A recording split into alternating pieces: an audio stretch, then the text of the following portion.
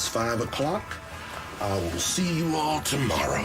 But Gwynn and Chris are just getting started. Sports talk it is. Your hosts, Tony Gwynn Jr. Man, my dad used to come home with those double beef and cheddars with the barbecue sauce that they used to come with it. Douse it up. And Chris Ello. Yow! It's time to get you up to speed on all things sports. Yes! With plenty of nonsense in between. Oh, look! Here comes our fearless producer! Gwynn and Chris starts right now on 97.3 The Fan.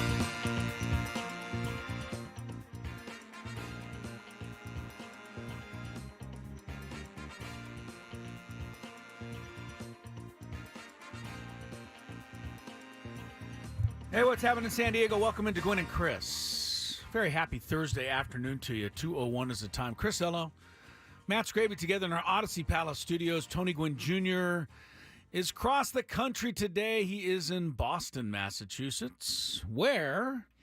What's going on, Skraby? We're having some technical difficulties? Yes, of course. Of course. We're having some we technical can't just have one day that goes smooth. No, God forbid we should have a smooth day. The only other time we've had any problem hooking up with Tony on the road was when the Padres were really close by. Remember, they were in Anaheim. That's right. We couldn't find. That's right. We couldn't find a cell phone signal, or any kind of signal from Anaheim.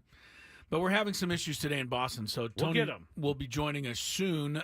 We are hanging out between now and 5 o'clock, wrapping up a wonderful homestand for the Padres, one in which they go 6-1. They've won 7 out of 8 overall. And just like that, they have jumped from 3 games under 500 to 3 games over 500. That is tied for the high water mark this season. And at 44 and 41, all is looking well in the world of the Padres. But is it? I think we will find out the answer to that on this upcoming road trip as the Padres start with the Red Sox tomorrow night, 3 games, and then head down to Dallas to take on the Texas Rangers, the defending World Series champs. 3 games there.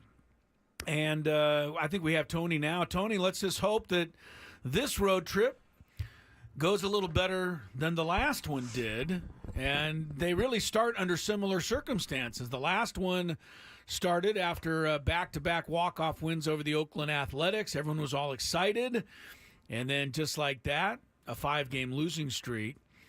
This time, you get the, really a thrilling series win over the Nationals, sweep them, maybe have one of the best games of the year Tuesday night, most exciting game for sure. And let's just hope that, the same thing didn't happen on this trip that happened on the last one. How are you? I'm well. I mean, that's the hope, right, is that they come out and they continue the wave that they have started in San Diego. Last time it was a 4-2 homestand. Padres went out, and I think they went, 1-5? Yeah, lost the first 5. On the road trip. And yeah. So this is something they haven't been able to do, whether it was going from the road to home or home to the road. Maybe this can be their next step. If they can put together another quality road trip, or just like they did at the homestand, you're going to be looking at, 5-6 games up over 500. And that's the type of steps you want to see as the season continues to progress. They're clearly I hesitate to say they're playing their best baseball because they have gone on stretches like this before. I guess I'll be comfortable saying it if they can put together, at least a 500 road trip, right? Yeah, don't lose ground on this road trip. Right. Then we can say, okay, now, and then you come home and you're able to put together the same type of deal. Because you come home and it's really, this is it's not a soft part, but it's a much easier part of the schedule for the Padres right here. You got a bunch of off days lined up. Today you'll have Monday off again. You come home, and then you got 2 more off days before you even get to the break. And so this is a good time for the Padres to get on the run. And despite not having, a full load of guys and some injuries, you're kind of trying to stiff arm right now. It's a good time to be having this part of the schedule. Yeah, I mean, the great news is that they're having success. The concerning news is that, is the other shoe going to drop? I mean, we've talked about it, but can any team in baseball survive having 4 of its top 5 paid players on the injured list? I don't know that that's 100% true with the Padres, because somebody pointed out to me that Eric Hosmer is actually still one of the highest paid Padres this year. But I'm not referring to that. I'm talking about, the Darvish and the Musgrove and the Bogarts and now Fernando Tatis Jr. That's 4 of your top 5 big guys, big guns, big payday guys, 2 pitchers, 2 big hitters. And I mean, this team is really, in a lot of ways, amazing me right now. And they're getting it done with, contributions from everywhere. I think in certain cases, unexpected sources. I would say Profar, except he's not unexpected anymore. I mean, he's been doing it all year, and he's stayed consistent. But you certainly didn't expect Kyle Higashioka, who was hitting a $128 heading into the month of June, to then all of a sudden turn into Johnny Bench. I mean, 7 home runs, 17 RBIs. Obviously won that game yesterday almost single-handedly. Jackson Merrill has squarely placed himself in the picture for Rookie of the Year. Donovan Solano keeps coming through with big hits at the right time. I mean, this team, I don't know if you can say they're good or bad or anything yet until we, play some more. But I think we can clearly say, Tony, that this team has a good chemistry and a good ability to fight and scratch and claw. I know every team wants to say they can, they fight hard. This team, I think, actually shows it. And I think that and, the chemistry and whatever the makeup is working out, and maybe even allowing them to have a little better record than they should have at this point. Yeah, I guess that's all that is nice, and ultimately, we've been down this road again. So I'm not gonna go either way on feeling like because I feel like people only feel like they're overachieving now because they're 3 games over 500. I mean, otherwise we would be haggling and talking about the same. A week ago, they were underachieving because they were 3 games under 500. Exactly. Yeah, And I think the recent news in the homestand with Toddy going down is pretty fresh, right? And so we'll see how that starts to settle in on this team. The one thing you can say about this team, which you hit on, is that this team has a bunch of fighters. They just not going to go away, even when it looks terrible. They continue to keep fighting, and that's indicative of them losing 5 straight, and then coming back winning 4 or 5, and then losing 5 straight, and then coming right back and winning 5 or 6. This is what they've been doing all season. But it does feel like this homestand, I don't know, coming onto this road trip, it does feel different.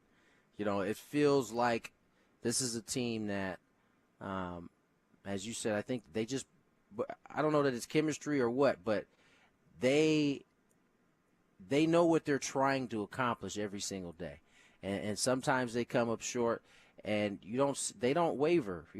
I think we on the outside go back and forth with the emotions and this, but they don't. They're able to do what they need to do. I mean, they've had 2 or 3 different times this year where they've lost 4 straight or 5 straight, and when we think it's oh man, how are they going to recover from this? They can recover from it. Yeah, and there's a lot to be said about some of the guys who are playing well right now, and you mentioned some of the the unexpected sources. I mean, yeah, Profar is one of them, but at this point, like you said, he's no longer an unexpected source. I mean, he's the leading vote getter, for crying out loud.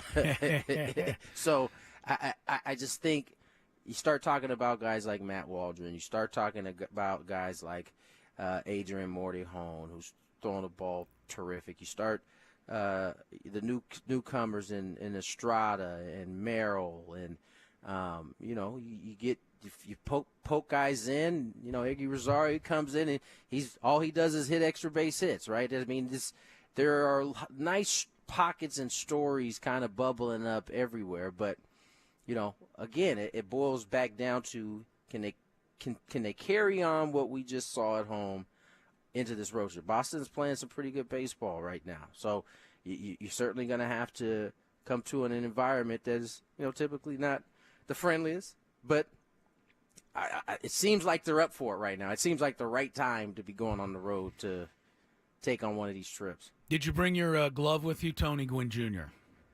I'm not asking you to play center field. I'm referring to the fact that from what I've been told in the past, the press box at Fenway Park, and this is your first broadcasting trip there, is hangs right over home plate. Oh, so we're in range, is what you're telling me. That's what I've heard. Okay. I've never broadcast there, but I haven't either. So we're going to find out tomorrow when we get in there. I did ask Don Orsillo about that the other night, and he said, yeah, it can be an issue, but I'm scared for Tony now. I'm scared for Dave Marcus. No, he's not. Tony will protect Dave Marcus. The fun thing is hey, listen, hold on. Let me tell you this. Wait a minute, you're ducking out of the way. Yeah, when it comes to foul balls and there not being a ton of room to kind of maneuver, it's every man for themselves. Every man for Dave's themselves. busy with all the pieces of paper that he has to hand out. They better get his hands up. I know that because there won't be my hand coming up to help him. Yeah, it's going to be fun. I mean, first trip to Fenway Park for the Padres in 13 years. That's with this balanced schedule, et cetera, I just assumed they'd played there more recently than that, but they haven't. And so that's always fun, and it's such a great ballpark to visit. And, so it'll be a lot of fun this weekend, and hopefully the Padres can carry on the hot play. I want to talk a little bit at length, Tony, maybe in this next segment, about the game on Tuesday. First of all, I thought it was one of the most fun games I've been to in a long, long time. Maybe one of the most fun regular season games I've ever been to, considering it was in June. So many things to unpack from that game, but I want to come to it from the angle that a lot of people are trying to say, and I think they're saying it with hopefulness, that it's the kind of game, the kind of win, the kind of way they came together and the whole thing that can springboard a team. And as somebody who played, in the major leagues, in the big leagues, I think we all are hoping that this will help the Padres kick something off here, and we'll look back on that Washington game and go, yep, that was the turning point. That was the one. So I want to get your thoughts on some of that. Also, I want to ask you about this notion that the Padres don't necessarily do a great job of protecting their players. We don't throw at batters. I want to argue that fact because I thought what Manny Machado did the other night, stepping in and basically telling Ruiz to get the hell out of there, is going to go a long way. It's another example of the leadership of Manny, which doesn't get enough credit. And, of course, the home run he hit was about as timely and about as well scripted of a home run as I think I've ever seen. Oh, yeah. Coming on the very next pitch. So, Tuesday night's game was great. I mean, I just had so much fun. I hope you did too, broadcasting it. I got to be honest. That's not an easy, a whole bunch of stuff happening at, one time is not, the best. That's true. That's true. It was hard. It was hard because, you get caught up and you're trying not to get caught up in what's going on down there, but you're also getting caught up in what's going on down there. And then when it's happening, bang, bang, bang, bang, yeah. It just, I don't know. I felt out of sorts through the first 6 innings of that game. And then everything slowed down. It was by far the most exciting game of the year. I don't think there's very much question on that, but a lot to unpack there. We'll get to that after this next break for sure. We got a lot more going on. The NBA draft is second round of the NBA draft. My Lakers might have got the steal of the draft. I'm feeling pretty good about Tony that. is feeling good. And and guess what, Tony? There's only about 7 or 8 picks until the Lakers come around again. Uh-oh. And we find out whether they take Bronny. Well, Rich Paul apparently is telling everyone he might go to Australia now. So. Oh, well, we'll find out. I mean, they're going to have to make a pick here in about 20 minutes. So yeah, we'll see. We'll see. But we got a lot more to get to with you guys till 5 o'clock West Coast time, 8 o'clock my time. We'll have the round table that follows us. Am I correct on that, Skraby? Yes, sir. Yeah, that was all really good. All right. Well, thank you. All right, let's get to break. More Gwynn and Chris. We'll get things rolling. Have you been wanting to find the secret to losing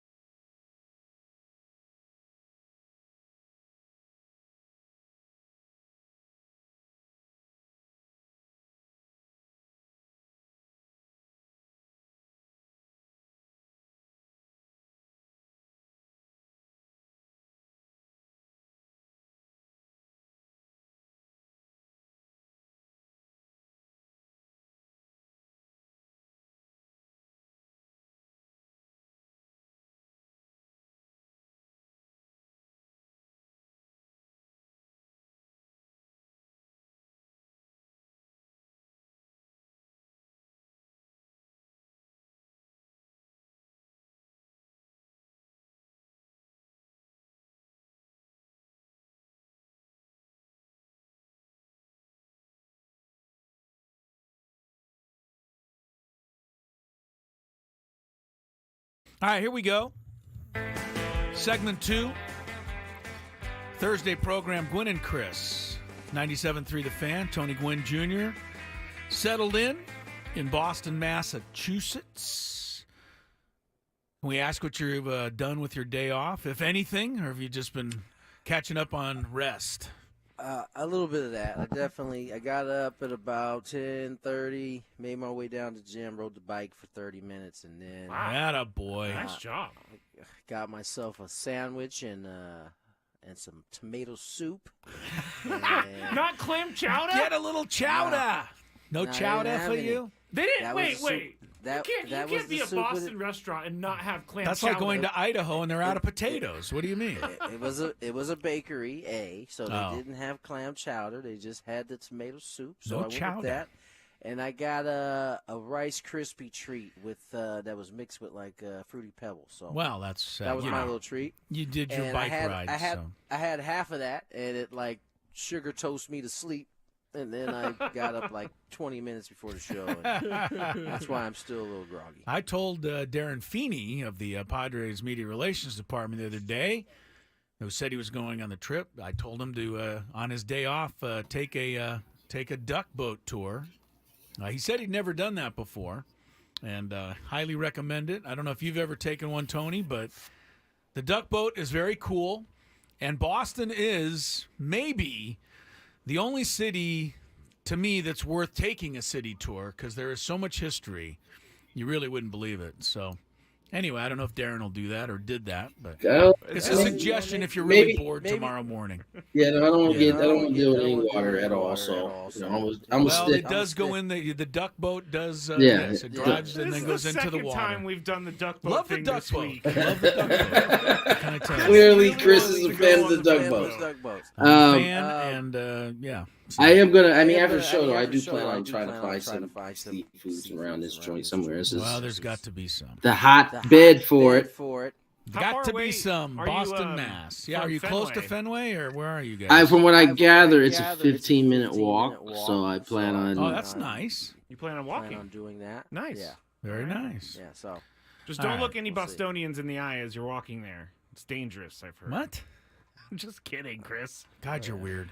All right, NBA draft. I know they're gonna be walking on air since the Celtics won. So no kidding. Oh yeah, think about that. Yeah, Tony, probably best not to wear your Laker jersey downtown tomorrow. If I had one, I would. Yes, you would. Yes, you would. Speaking of the Lakers, we mentioned it. They're not on the clock yet. The Lakers have the 25th pick of the second round. Right now, they're on the 15th pick of the second round. So we'll keep an eye on whether or not Bronny James joins Dad LeBron with the Lakers or whether or not somebody else selects him. Also kind of looking out for Keyshawn Johnson and maybe Jaden Ledee to get drafted in the second round. I've heard mixed reports on whether either or both of them might get drafted, so we'll keep an eye on that. But I did want to go back to the game Tuesday night, Tony, and just kind of take it in order and get some of your thoughts. We didn't get a chance to talk to you really after that game. And, as we said, it was a great night, great game. So fun to be at that game. But let me just get some of your quick thoughts. First, on Jurickson's celebration Monday night after the walk-off. Was that enough so that the Washington Nationals had a right to be a little bit upset the following day, in your mind? I think you got to go back further than that. All right. I think you got to go back Jurickson plays with a chip, right? And so they walked Luis Ariz intentionally to face him. Yes. So that already is all right. In his mind, at least, he's like, I can't repeat what he's probably saying in his mind, but it's something along the lines, all right, I'm showing, right? Right. And then first pitch, he gets a ball high and tight near his head, and he gets depleted basically by the way he fell. By the way, that was a backflop of all backflops. And so, I don't think he intentionally went to fall like that, but he was in a rush to get out of the way of the baseball. Sure. And his feet just kind of came out from under him. So all of that played into yes, it did. his celebration after the game. Now, the intentional walk, I mean, that's just you're walking a dude who's won 2 batting titles in front of you that, it's it's going to be tough to get anyway. So they picked their poison. They picked Profar. So, not so much that part, but certainly the getting brushed back plays into the emotion after you come up with the hit to win the game. And so while I understand it's not necessarily normal to end up on that side of the field on a walk-off, you have to calculate, that pitch was high and tight near the head, and that played into the emotion. So I get where, they were coming from, but you can't then forget about the pitch that was, whether it was intentional or not, up top like that, because that played into his reaction. So the following day, I don't have as much of an issue with Ruiz voicing his displeasure to Jerickson. Jerickson seemed to be listening and having the intent on just listening. He didn't seem to be reacting. He even as my man Ruiz was tapping him on his shoulder, he still didn't react in a crazy way or pull back. I think just from watching it a few times, a few hundred times at this point. Yeah, right. Whatever Ruiz said or tone change that then made Manny feel like he needed to get him out of there with the push. Right. I think, that's what happened. I think it was going to let it ride until it got to the point where, Manny felt like, all right, whatever you just said makes me think this could escalate, so get on out of here. And it kind of pushed him away. I then think there's so much that happens. I was explaining this on the air. There's so much that happens when you're in those situations.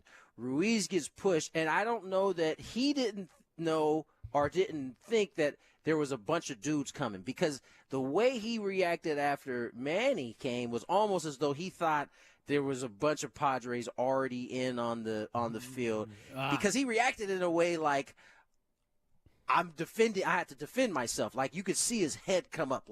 I'm about. Who's next to me, right? Because in those situations, which you would, if you've never been in before, you got to have your head on a swivel, because you don't know what the intentions is of anybody, and you can't take it as though nothing's going to pop off, because that's when something can pop off, basically. And so from there, I think, what tends to happen is when more people are involved, a lot more stuff can happen, right? As it was just Profar and Ruiz and Manny, and nobody was moving, nobody's touched anybody, or nobody had any crazy gestures. It wasn't until Ruiz started to seemingly get a little more hype and Manny had to discard him is when everything kind of came in. And then at that point, Ruiz saw somebody from the Padres side that he had some funk with, so he was pointing over that way. You had the Mike Shield and Davey Martinez having a few choice words about what's going on. That kind of stuff happens. It seems like all in all, everybody was more in peacemaker mode. But let's just say there had been it wasn't just a Profar Ruiz situation, right? That could have, another skirmish could have broke off somewhere else. So, it was an exciting moment. It's just so fitting that my man Jerickson just always gets the last laugh. This year he does. And that's what I'm saying. I'm only talking about 2024. Whether it's the Dodgers situation, whether it's him getting, brushed off and then, getting the walk off and then them getting upset and then hitting him. I tend to believe that was intentional, but Well, Davey Martinez, he basically said it after the game, and there's a question on the chat that says if he didn't say it. I he listened said to all what? the Okay. comments. I know you did. I know you did. What he says was in response to Ruiz. Okay. Having the words Technically, with you're him right. is what he's talking about. Yeah. It'd be foolish of him to admit that, Because he'll then get he suspended. can get everybody suspended, right? So I know he didn't say that, but Now- he was responding to what Ruiz did. Yeah. Right. Now, does it surprise you at all that Mackenzie Gore was the guy to do it? Why would did McKenzie They're former was ready to fight teammates. he was ready to fight his own teammate last week. Why wouldn't he be why wouldn't he throw at somebody if he felt like it needed to be done? That dude is I don't know if we never got to see it, but McKenzie can get he can get the red hair. You know what I'm saying? Really? Like, he seems he's pretty a calm fiery here. dude. And when Well, he he felt also like can do it if Senzel his last week, when he felt like Senzel last week didn't, dogged it to a ball, he was ready to have a confrontation with his own teammates. So, of course, if he felt like one of his teammates was disrespected or if they were disrespected, he would do it. Now, I tell you, he did the same thing every pitcher does after they hit somebody. Yeah. Oh, man, my man. God. That's a Chris. I can't believe I did that. Like, I know. what is going on with this How did hand? that happen? And then he hit him in the shin guard. He hit him there because the He didn't want to manager get thrown told out. him to hit him there, and he didn't want to get thrown out of the game, and the umpires Listen. bought it. When it's done right, managers don't have to say anything. It's just known. Like, there ain't no discussion. There ain't no meeting. You just know what you're supposed to do. And he did it in a way that was slick. Let's just be real. Like, he hit him in the shin, and it looked like, he wasn't trying to hit him there. But, I mean, did he get anywhere close to anybody else the rest of the game? I don't think so. No. And he didn't even have his best command. Yeah, Tony's right, 100%. And I want to just one last thing on that. I thought the umpires blew it. And I told Skraby yesterday I always stick up for umpires, but I'm not sticking up for them this time. I think they should have recognized what was going on. I think they should have thrown Gore out of the game right there. If for no other reason, Tony, to try to get control of a game that could have gotten even further out of hand. And I bring that up because Ruiz did come to bat the next inning. And my question to the umpires would be this. What would they have done if Adam Mazur had turned around and hit Ruiz in the leg? Would they have said, oh, it's fine. You only hit him in the leg. No problem. Or would they have thrown Mazur out of the game? You know they would have thrown him out of the game. See, this opens up all kinds of things. This is also how I feel about the whole sticky situation thing with the baseball, right? Okay. Like, it's put on the umpires to make a definitive decision on something. And there's no way to absolutely know in the same exact way, right? You can't know whether it was just rosin and sweat versus some substance. Yet, they got to make that decision all the time. It's no different than the warnings rule. I think everybody assumes that, hey, they've been given warning, so the next hit by pitch, automatically he's got to go. It used to be if once somebody got hit, the umpire can make an immediate decision. But now they got to actually have a meeting. Try to calculate it, yeah. There's four different voices now, and so it's optics a lot of time. It really is. It becomes an optics thing, and in that situation, you could make a case that that's not where where that would have happened at, because that's not typically where it happens. So they elected not to eject him. I thought under the circumstances, they thought they did a decent job. I think Mike was within his rights to go out and argue that. I think every manager who was on that side would have argued the same exact thing. Oh, yeah. You just gave us warnings. That certainly seemed intentional to me, but ultimately it's a judgment call from the umpires. Yeah, and as I said to everybody yesterday, they had to kick Mike Schilt out of the game, because if they didn't, he would still be arguing right now, and you guys would have missed the plane to Boston. So, 100%. Yeah, they had to do that. All right, we'll have more on this sweep of the Nationals. There's still, I think, a few more things to unpack there. Also, the latest on the NBA draft. Tony's thoughts on the Lakers getting their man, Mr. Connect. Which is what they're hoping he'll do from long range. Connect. Oh, man, it writes itself. All right, it does. And I didn't miss it, though, Skrabe. It was there for the taking. Gwynn and Chris is underway.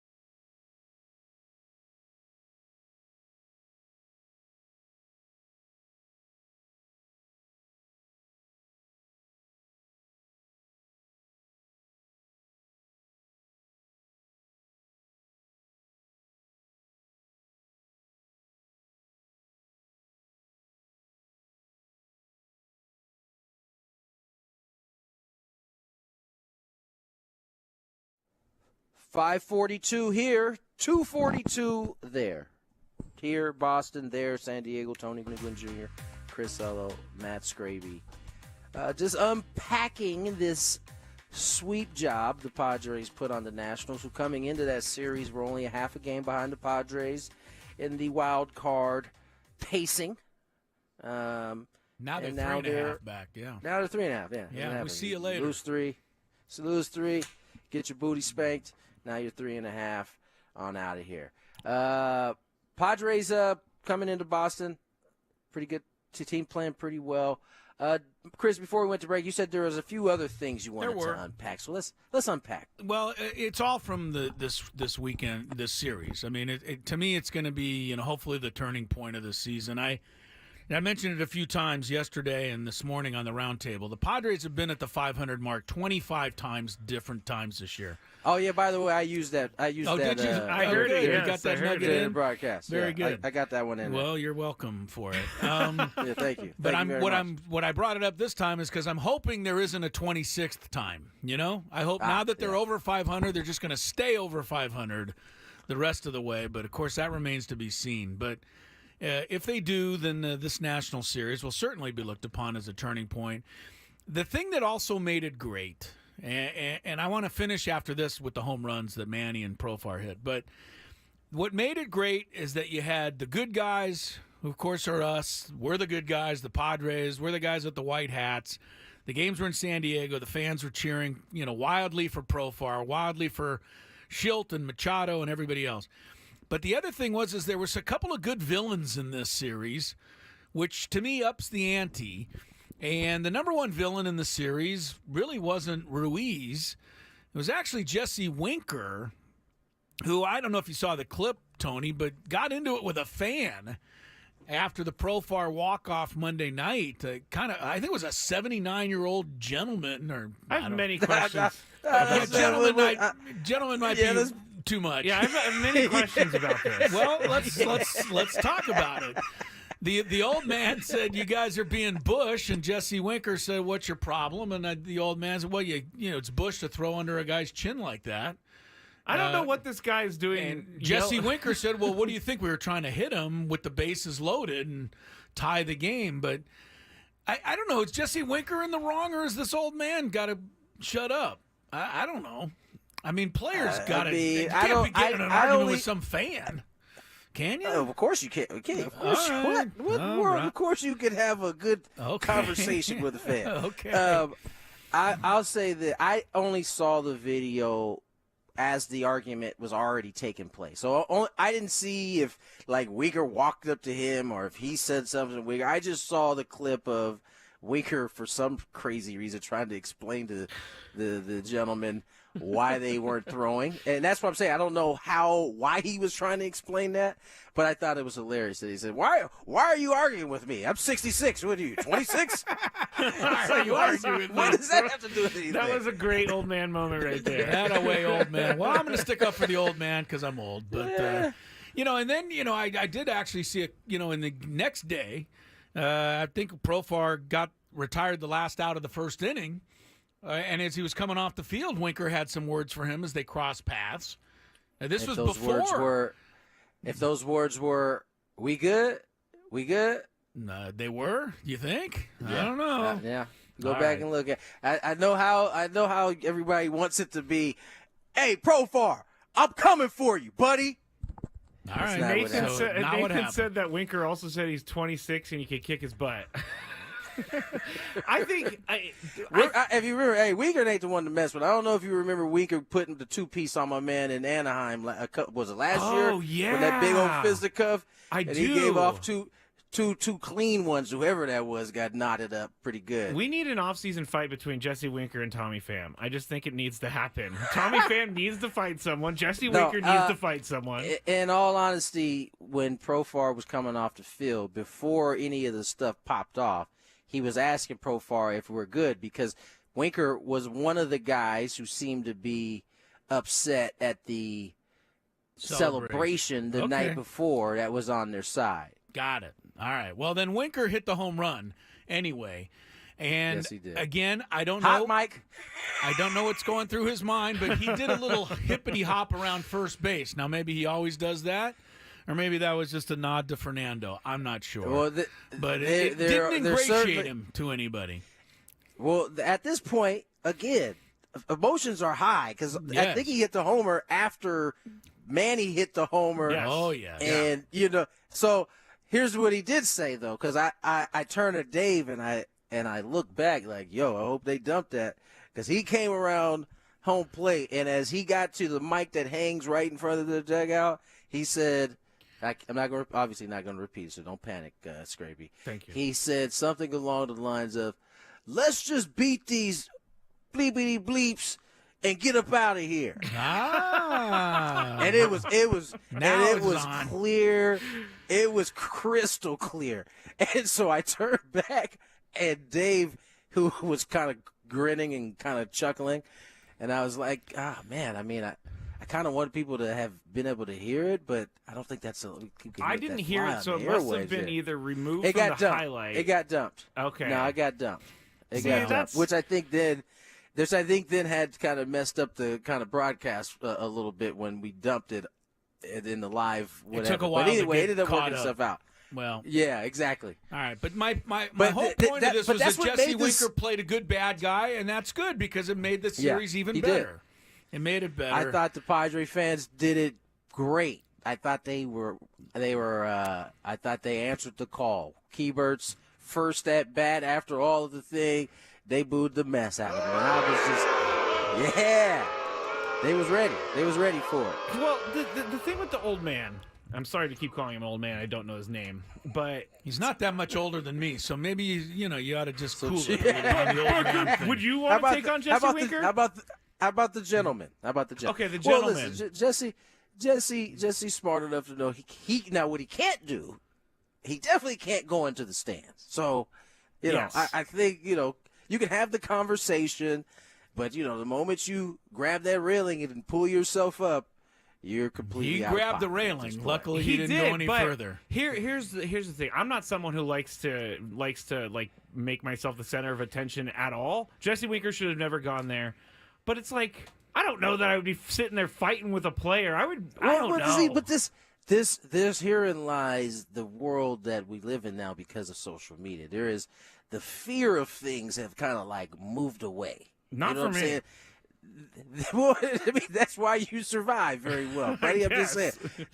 Most of us would be like, yeah, I don't want. As he came closer, our smoke would lessen, right? We wouldn't be like still pressing the issue, but I think a lot of people now, they don't have that fear of things. Like, he just was comfortable that Winker wasn't going to climb the railing.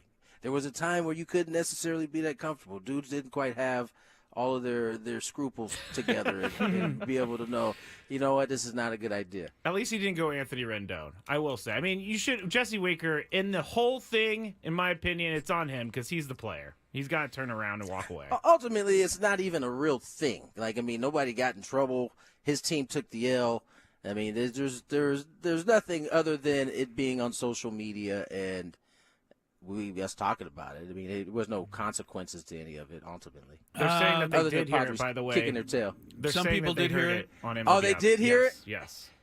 On the MBL feed. MLB feed. They heard Jesse Winker, and apparently you could kind of hear it on the TV call too. So there's places to go hear that's it. what I'm saying, dog. It was clear. Like, I heard like. Well, since they heard it, Tony, go ahead said. and say it then, so we know what he said. No, Leave it up to Skraby to bleep it. I want to hear it now. Yeah, don't do that. Skraby would turn a stop sign if I did that. Yes, right he now. would. I kind of think it's a little lame that we can't play that because I think I kinda do broadcasting too, sports because is different. I feel the same way because it really allows you to feel like the emotion when all that stuff is happening, right? You would have turned everybody who heard it would have at least had like a little grin, like, oh, okay, this is gonna be something tonight. Yeah. We're gonna have ourselves a good one, and we did. Yeah, we did. Now, Manny's, I wish the mic on the Padres side caught that kind of stuff. They don't ever catch that kind of stuff. It's usually only on the visitor side. So we need the same mics. Was Manny's home run about the most perfect timing for a home run you think you've ever seen? I mean, you is there? can't- I mean, you other than the can't bottom of write the that ninth of a better. World Series, but yeah, that was the. No, this is even better because it was It was literally even better, you the, think? Yeah. It was literally the next pitch he threw. Like, Oh, you gonna man. hit my boy? Oh, I got you. Bop. That was. And you know what's incredible. so crazy is we. I think Jesse and I were so like caught up in what was happening. I thought that ball was going to hit the scoreboard. I really did. Right. And He, when I he went said back the to same thing. Yeah. Jesse did. From where your When I- angle, you probably that's what it looked like. I thought it was headed for second deck at least, and then it went like 4 rows over the wall and left. Nah. It had the same effect. It didn't really matter how far it went in this situation because of what had just transpired. But man, that was a fun weekend. I mean, even the first game that it's just it all was just a good series for the Padres. Well, Manny's home run, I will say this: it tested the rule that you're not allowed to cheer in the press box. Because, I mean, I was in the press box, and it was tough not to jump up and go, oh, my God, that was awesome. Because it just was. You didn't have to, like, be rooting for anybody, but it just was. I mean, the fact that he was able to do that. And, of course, I mean, I almost expected Profar to hit the grand slam the way his year is going. Yeah. By the time he came up, I'm like, 100%. forget it. He's going to hook one down the line, and of course he did. All right, what a week it was. Padres take out the Nats, and you know what? The other thing that's I think we've been talking about the Pods and being able to sustain this while as you said the big four. Well, I think the one things that's happened that has allowed this right is when when Manny kind of went down and Bogey went down, Toddy got hot, right? And the offense was able to kind of sustain it because he was blazing hot. Now it feels like Manny's starting to do the same thing as Toddy is going to be down for a little bit. And so that's, this offense has yet to have everybody on hitting on full cylinders, and they won't have it for a while, at least until after the All-Star break with everybody. But it's nice to see Manny look like his legs are under him, look like the ball is just like he's starting to be Manny. one thing to circle on your calendar, by the way, once the All-Star break is over, the Padres go to Cleveland, and then they go to Washington, D.C.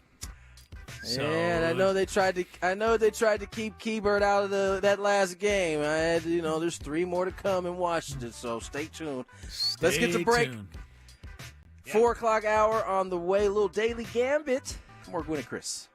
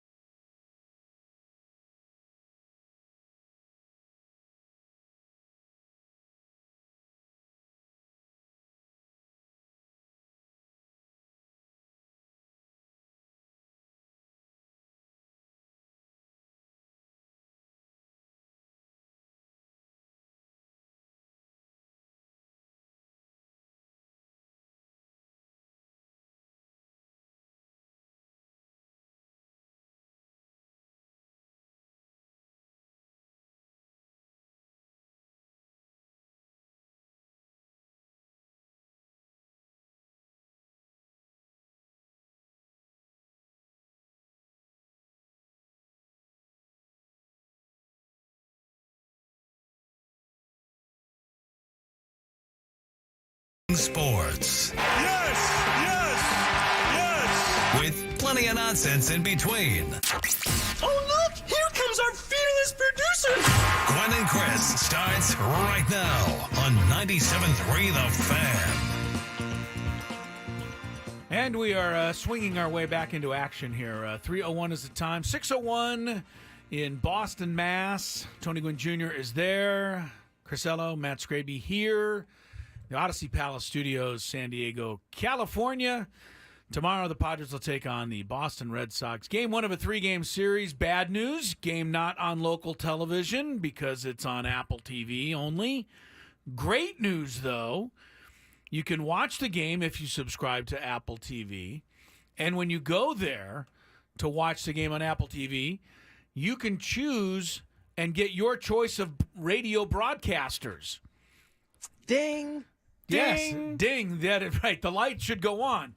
You get your choice of radio broadcasts so you can listen to Jesse and Tony while you watch the game. I will give which Apple is something that you this. normally cannot always do. I hate Apple with all of my being, but I will give them this. That's a great idea because if no one wants to listen to their announcers, you get your choice of your home radio guys. Let me tell you something. If you And know who gals. the Apple TV announcers used to be, I don't know who they are now. I don't either, actually. But if it's who they used to be, believe me, you want to listen to Jesse and Tony. Is it Ryan? I know Ryan. Maybe Ryan Spielberg. I don't know who it is. Is that But how you pronounce his just name? listen to No, Jesse I and think- Tony tomorrow night and be done with it.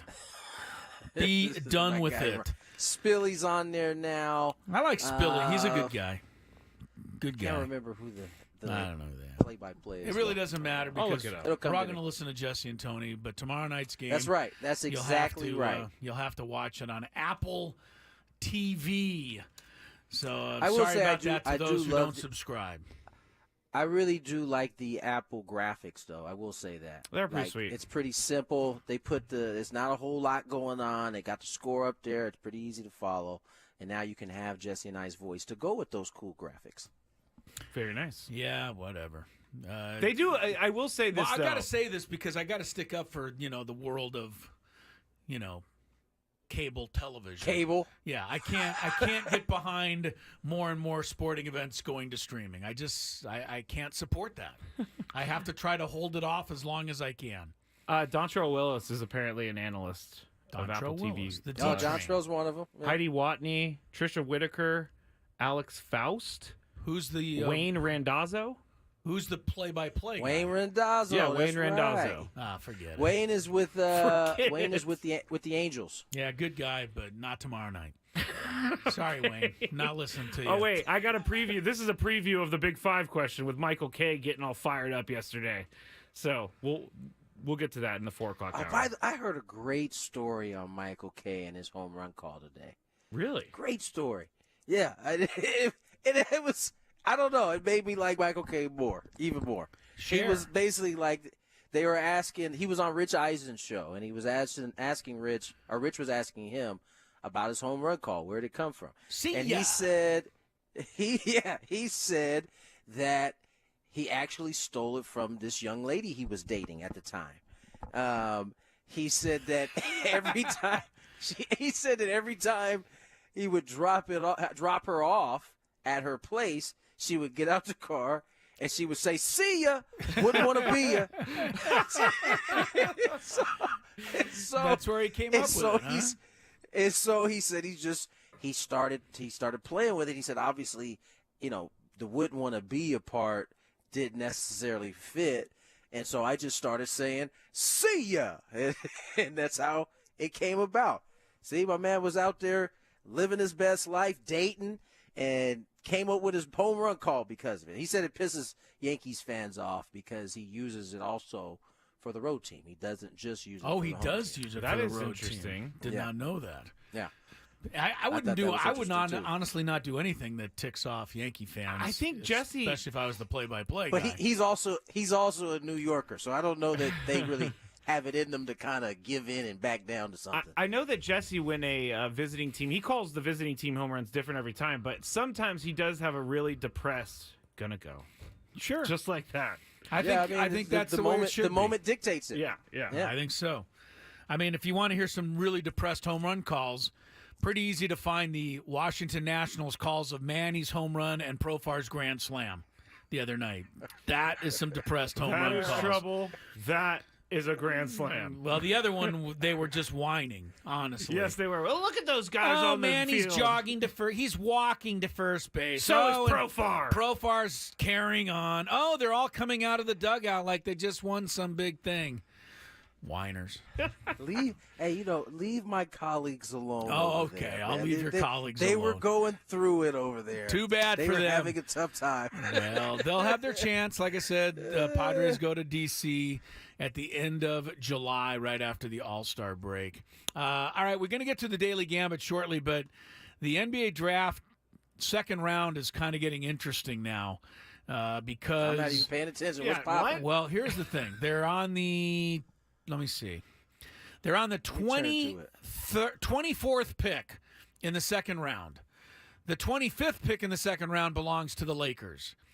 So they're only one more away from everybody finding out whether or not the Lakers are going to take Bronny James with the second round pick. And I take it he has not gone. If we're he having has this certainly not been conversation. drafted yet. They just put it up on the board. He is the 7th best available, according to whoever makes those ratings. And let's see, the Celtics just picked number 24, a forward from Gonzaga, Anton Watson. So now the Lakers are on the clock, Tony. You must be ahead of me, buddy, because I might be. I'm watching right on live TV, so I probably am a little ahead of you. But the Lakers are on the clock. Oh, you're watching live TV too? Okay, that's weird. Okay, no, the pick just came. Anton Watson, Gonzaga. All right, so we're pretty close. So I'm a little bit behind. All right, we're close. Yeah. But anyway, let's just talk about, first getting Dalton Connect from Tennessee, who was really one of the best players in the nation last year. If it wasn't for Zach Edey, being who he was, this guy probably would have been the number one guy in all of college basketball. And I will say this. He put on a hell of a show in the I think it was the Elite Eight Tennessee got to this year. I forgot who they lost to. Might have lost even to Purdue and Zach Edey. I'd have to look at my brackets. But he personally put on a hell of a show, and you get the feeling that his game's probably going to translate to the next level. And I like what everybody's saying about him, Tony. They're not really talking about him as a shooter. They're talking about him as a gamer and a hard worker. Those are the things that help make you a really good NBA player, along with your talent. So, yeah, he's a hooper, man. I was stunned when I got off the plane and saw that's who they got. I mean, this dude can play. I think he had over 35 a couple different times during this season. The one thing you got to have if you're drafting for a team that has LeBron James and Anthony Davis is someone that you could just plug in. Like, you don't have to develop. Like, developmental players don't work well with those type of players. And so at the age of 23, he's got some seasoning. He can be plugged in right away because his skill set transfers immediately. And that is he can shoot the rock. And not only can he shoot the rock, he's athletic. He can slash. And so I think I don't know that they could have got a better fit for this roster and what they actually needed for this Laker roster. So I don't know if they take LeBron or if they take Bronny James or not, but I certainly like the 17 pick. That's a really good, strong one. Well, we're going to hang on because the Lakers have to get their pick in the next 90 seconds. So I want to hold out and see if they get Bronny James. But, if Magic Johnson endorsed the pick, that's a good start. I will say that, the game I watched, which was the Elite Eight game, he's also capable of getting his own shot, Tony. And I know that with LeBron James, he's not going to have to do that as much. But he can get up in the air for his jumper. He can shoot over guys, and he's got a smooth release. Yeah, he's 6'7", 6'8". So, I mean, we'll see. I mean, you never know 100%, but it's looking good. They're shaking hands. They got the pick in. Yeah, they got the pick in. I don't know who. Let's see who it's going to be. If it's Bronny James, this is going to be crazy. JJ Redick in the press conference. Man, this was the best bleeping pick I've ever bleeping had in my life, man. All right. It's Thank your you, only Skraby. pick, buddy, You're so you're hilarious. good. Hey, you guys were over the swearing too. I still can't get over that. Well, then why are you swearing? Yeah, I mean, you can get over it now. How many days ago was it? I mean, A long you time still ago. talking about that? Well, it just came to mind and then it went flat. I am feeling more optimistic about JJ, I must say. I don't know if it's because he's already signed and has the Lakers stuff You have on, no but- choice but to love him, just like Or to have no I have to choice. love Matas Buzelis, whoever that is. But he was the number 1 pick of the Bulls, and I think he's going to be the best player in the league. I have no choice but to root for him. I think We're going to get the news before you do, Tony, and we're going to get it right now. the chat spoiled it. The chat. Well, don't say I'm it not yet. going to. Hold off 1 second. Is it Bronny James? Yes, It is. It is Bronny course it James. They take him, Tony, with the 2nd round pick. How do you like that? Tony's speechless. I mean, I like it, but I do have like some concerns for him. I mean, that's a lot for. That's a lot Like, to put I on can't- him, isn't it? Whoa. I think he'll be fine. I think the Lakers develop, so I think he's gonna have a chance to really develop. The thing that I think about is like, what is it? Let's say he ends up good enough, like, and he's in the same locker room as his dad, like. Right, he makes the team That and just- everything. Yeah, man, maybe even not even at the beginning of the season. Maybe if it's down the line. Maybe if it's next year. Like, what does that dynamic look like? You know? I don't think anybody's not ever just seen for that him- dynamic not in just the for- NBA not ju- before. Yeah, not just LeBron and between LeBron, but with the teammates. How do they like? What is? That's just. I can only think of one clubhouse that's ever had to do it. It was the Mariners, right? I mean, Right, Griffey and Griffey. Jr., Ken Griffey Sr. Right. I think if I'm, So I don't know. If I'm JJ Redick, I put a call into Ken Griffey Jr. and ask him how did it work. I mean, you could do something worse. Do All right, we think anyway. this pick is? Good for him, though. Good for Yeah, Bronny. that's He got his exciting. name I mean, called. it's That's exciting. all he really wanted. Yes. That's So, exciting. Now, do Now you he can think get to this work and- pick is more for LeBron, or is it more for the organization? I mean, I think that if they didn't feel like they could develop him into something that could help them win, they wouldn't have drafted I him. buy that. I think at least that much is true, but I think also that I think they that's- thought it I was think close that's enough to where, Exactly. with LeBron, they I could think go ahead and do it. I think that LeBron being there helps that case for sure. But if they just felt like he just couldn't play at all, I have a hard time seeing them give up. the I second agree pick. with that. I agree with that. And I'll Yeah. be honest, I mean, 2nd-round picks do not just automatically don't- make yeah. it onto NBA teams. In fact, very few of them actually make it. So that is not a I done was listening deal yet. to Bronny's agents tell what's his name, Rich Paul, that I think the 2016 or 18 draft, like there's 22 guys that aren't even in the league no more, and those are all first rounders. So this ain't even this. There's no guarantees, especially in basketball. No. I mean, I know oftentimes we focus on like the 1, 2, the 3, 4, 5 picks that typically don't, but there are a lot of first round picks that don't pan out in the yes, NBA. for sure. All right, so that's pretty exciting news. Bronny James is drafted by the Lakers. We will take a break, check some traffic for you. When we come back, we will get into that promised daily gambit stuff Ooh, on give me a Gwynn and second. Chris. Give me a second. All right, take My a bad. second. My You're bad. not ready. What else is new? I got it. Wow. Hey, wow. shots fired. Jeez. All right, here's traffic. From the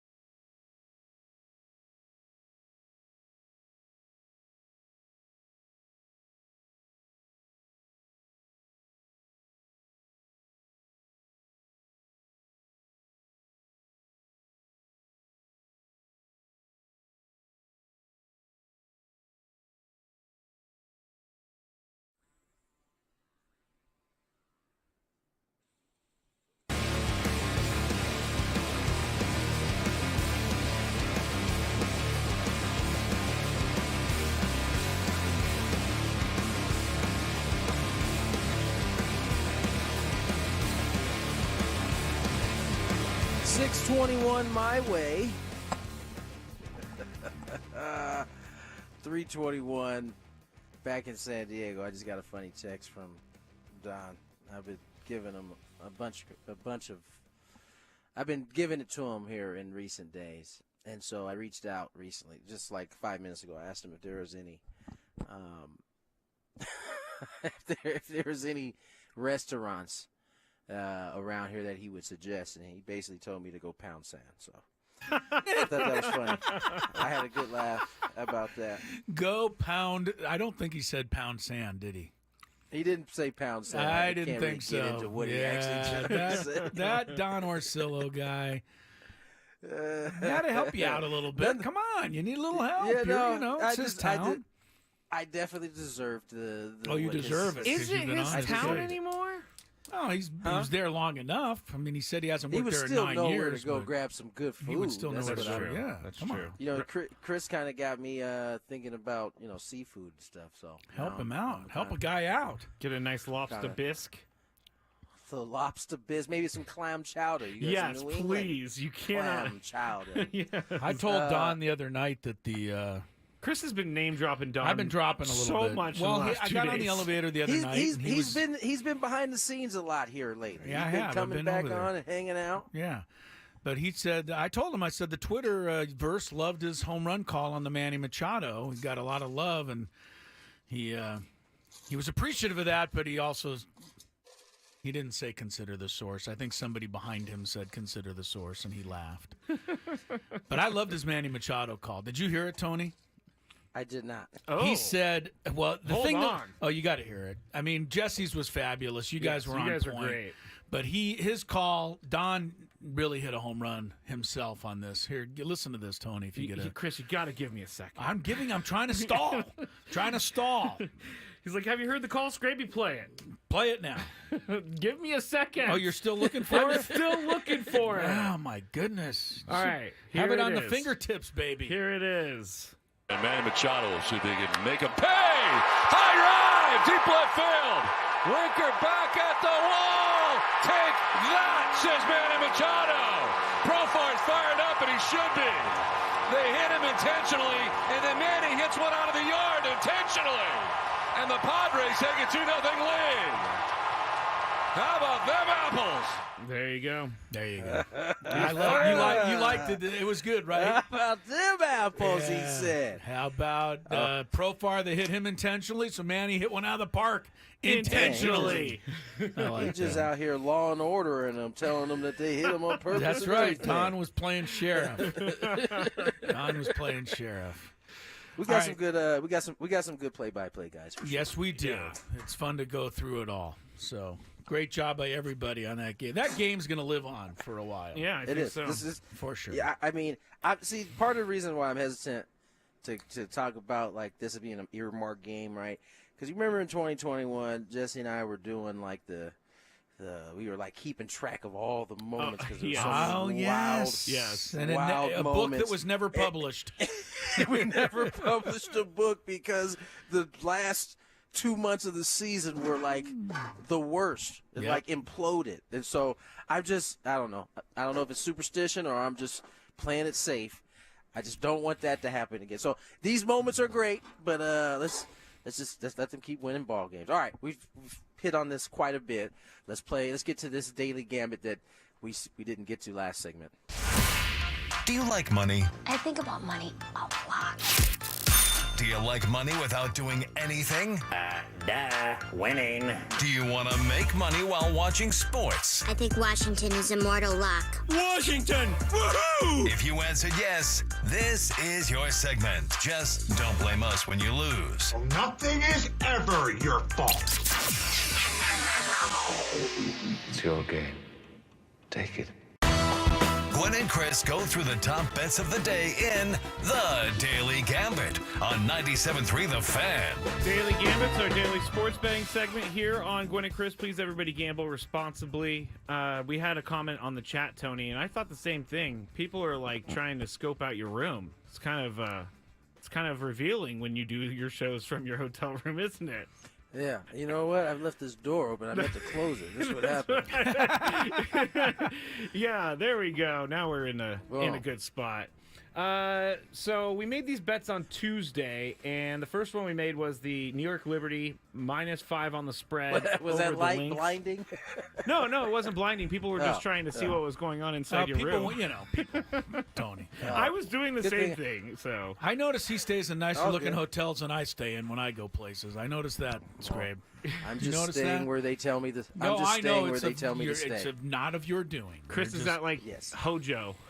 Howard Johnson Hotel. They still have Hojos? No, actually, I read about this the other day. There's like only like 2 or 3 left in the country or something. I can't recall seeing one. No, we don't go to Hojo's, but we do have the corner market, the market cornered on Springfield Marriott's or whatever those are. Okay, Spring gotcha. Suites. Springfield Suites. I know what you're Suites, talking about. yeah. Springfield, I don't know. Yeah, at least we got those. But anything is better than what Adam Klug books us when we go to spring training. There's no question. So. Adam's the worst booker of all time. The absolute worst booker of all time. There's like caution tape around the places. It's like, sorry, there was actually a murder here last night, but you guys could stay here for a discounted rate. My wife loves to come on that spring training trip, but even she has said, I can't go anymore. Yeah, Lori literally goes into a hotel and says, even if there's no vacancy, we need 2 rooms. Yeah, and she won't stay. She will not stay at the hotel that Adam books for us. Anyway, so wait, is Adam still on vacation? Wait, what? Yes, he is. Yes, he is. Okay, that makes sense. All right. Carry on. The Liberty and the Lynx. Chris chose Minnesota. I chose the Liberty, and the Lynx actually won. So 94-89. Chris wins that one. The next one was who's going to score more in the game, Collier or Stewart? Brianna Stewart. You said Collier. I said Stewart. Stewart had 24. Collier had 21. Close. Yes, it was close. The Nationals were -1.5 run favorites over the Padres on Tuesday night. Chris chose the Nationals. I chose the Padres, and the Padres won 9-7. Then it was who pitched more innings, Kyle Hendricks or Adam Major. Chris chose Kyle Hendricks. I chose Adam Major. Kyle Hendricks actually went 7. Ended up losing. Kyle Hendricks has been pitching a lot better since they brought him back from the bullpen. Adam Major went 5 innings, so Hendricks wins that one. And then Mackenzie Gore over under 5.5 strikeouts. Didn't even get close. Both of us went over. He only had 1 strikeout in the game. You know, the other thing that happened in the game Tuesday night that so many things happened. The Padres snapped their streak of not being able to score more than 3 runs against a left-handed pitcher. So hopefully we won't have to bring that up anymore because they did that against Mackenzie Gore, and they also did it yesterday. They got, I think, 4 runs off the Hertz, the little lefty started for Washington yesterday. So hopefully that streak of stuff is over. All right, here's we go for tonight. It's mostly WNBA. Las Vegas, 10.5, defending champs, favored at Chicago over Angel Reese and the Sky. Scrape. Vegas has been struggling for a defending champ, but they're probably better than Chicago. Yeah, I think the Sky are pretty bad, right? I don't know. They're improved. The Fever and the Sky are the 2 teams. I'm going to go with Vegas. You're going to go with Las Vegas, give 10.5 points? Yeah. I don't know. Just the old betting logic says you take the home team plus 10.5. That's a lot. So I'll take Chicago. Tony, you want to get in on this? Yeah, I'm going to take Chicago, too, on this one. All right. How about home? At home, sure. How about Angel Reese? This is pretty impressive for a rookie. I mean, I must say, her over-under is 11.5 rebounds. Well, she gets a lot of rebounds. She's got like six or 7 straight double-doubles. That's a pretty big number. Why not do it again? Because Asia Wilson is playing on Las Vegas, and she'll keep Reese from doing it. I'm going to say under tonight. Tony? Oh, man. Sorry, I'm looking at the USA soccer thing. What was it? Yeah, no, she's going to go under. Asia Wilson's no joke. All right, yeah, under. We both say under. Scrabe, you want to do the same? You're going to go under. Yeah. Okay, Caitlin Clark and her takes her Indiana Fever into Seattle tonight. Take on the Seattle, I think it's the Storm, and they're favored by 9. Oh, the Fever. Who's favored by 9? Seattle's favored by 9. Okay. Yes. I was about to say. Okay. Tony's first on this one. Yeah, we're going Storm on this. Go with Seattle. Scrape? Yeah. Whoa, yeah. Indiana's played better, but, they're no match. It's a Western road swing. Always difficult. Caitlin Clark's over-under for points is 17.5. Scraby, you're first here. 17 and a half. That's about her average. Yeah, I think it she's is. averaging 16 and 6. I think she's getting better. I'm going to say over. Over. Again, always tough on the road.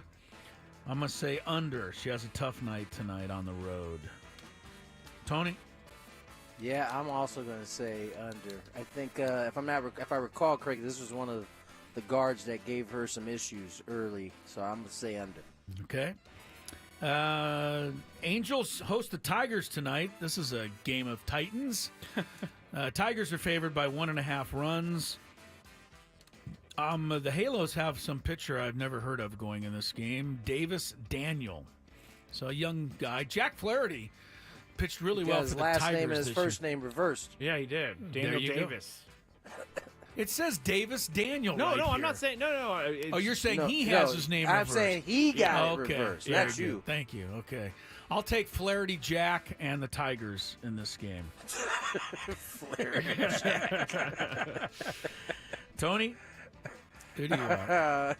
Yeah, I'm going to take Flaherty Jack and the Tigers too. All right, Skrabe, you going with the Daniel? Flaherty Jack has been great. So Flaherty Jack. All of us are going Tigers. And the last one today, Carlos Rodon of the Yankees, Jose Barrios of the Blue Jays. They match up tonight in Toronto. Which pitcher gets more strikeouts? Tony. Rodon Barrios or versus Barrios? Barrios. Rodon is struggling. Rodon's struggling. Rodon looked almost unhittable when he was here a month and a half ago. Skraby, how about you? Yeah, I read He a was bunch in of stuff. tears not that long ago, though. Like last week, I think. He's struggling now. All right. Skraby? I'm going to go Barrios. Barrios? All right. Just because I didn't know that he was struggling, I'll go with Rodon. Based on what I saw when he was here. All right, there's our little daily gambit stuff. Now, we've got a new segment coming up next. Yeah, another one of these. Really I have no excited idea by how this. it's going to go. Yeah, well, I mean, the last one you came up with wasn't that bad. All right. No, but I'm nervous about this one because it seems to me like you're going to be trying to pry into our private lives I'm here. up for grabs, too. Is that what you're doing? You're prying into our private lives? I'm not going to go too far into it. This could go nowhere. I'm just saying. This could go nowhere. Because we did try something like this years ago, and it was called the hot seat, and the hot seat wasn't very hot because I couldn't ask the questions I wanted to ask. So. Well, is this – they do one on TV on one of those shows where it's called Plead the Fifth. And what they do is they ask like 5 really embarrassing questions to the person, the celebrity, and then the celebrity can only plead the fifth on one of them. I've seen this show Have before. you seen that? Yeah, I think it was on, Singled Out on MTV. I don't know what show it is, but maybe we should put a plead the fifth into this next segment here. I don't know how. I don't know what you want. I don't know what you're going to want to know. There's nothing that's going to get you in trouble. I promise. What you said last Except time. We don't believe you. I don't believe you at all, Scrape. I'm just telling you. I'm up for grabs too. So. All right, it's all coming up Man, next. But you don't do it. What do you got going? You don't do anything. What do you got going? Honestly, not not much. not what I meant. I know. That's not what I meant. We will explain on the other side. It sounded kind of crazy. I'm gonna That's go. not what I meant. I'm gonna go cry in the hallway, and then we're gonna play on the other side. That's not what I meant. Ben and Woods on the Fan. Coming up on Friday, the Padres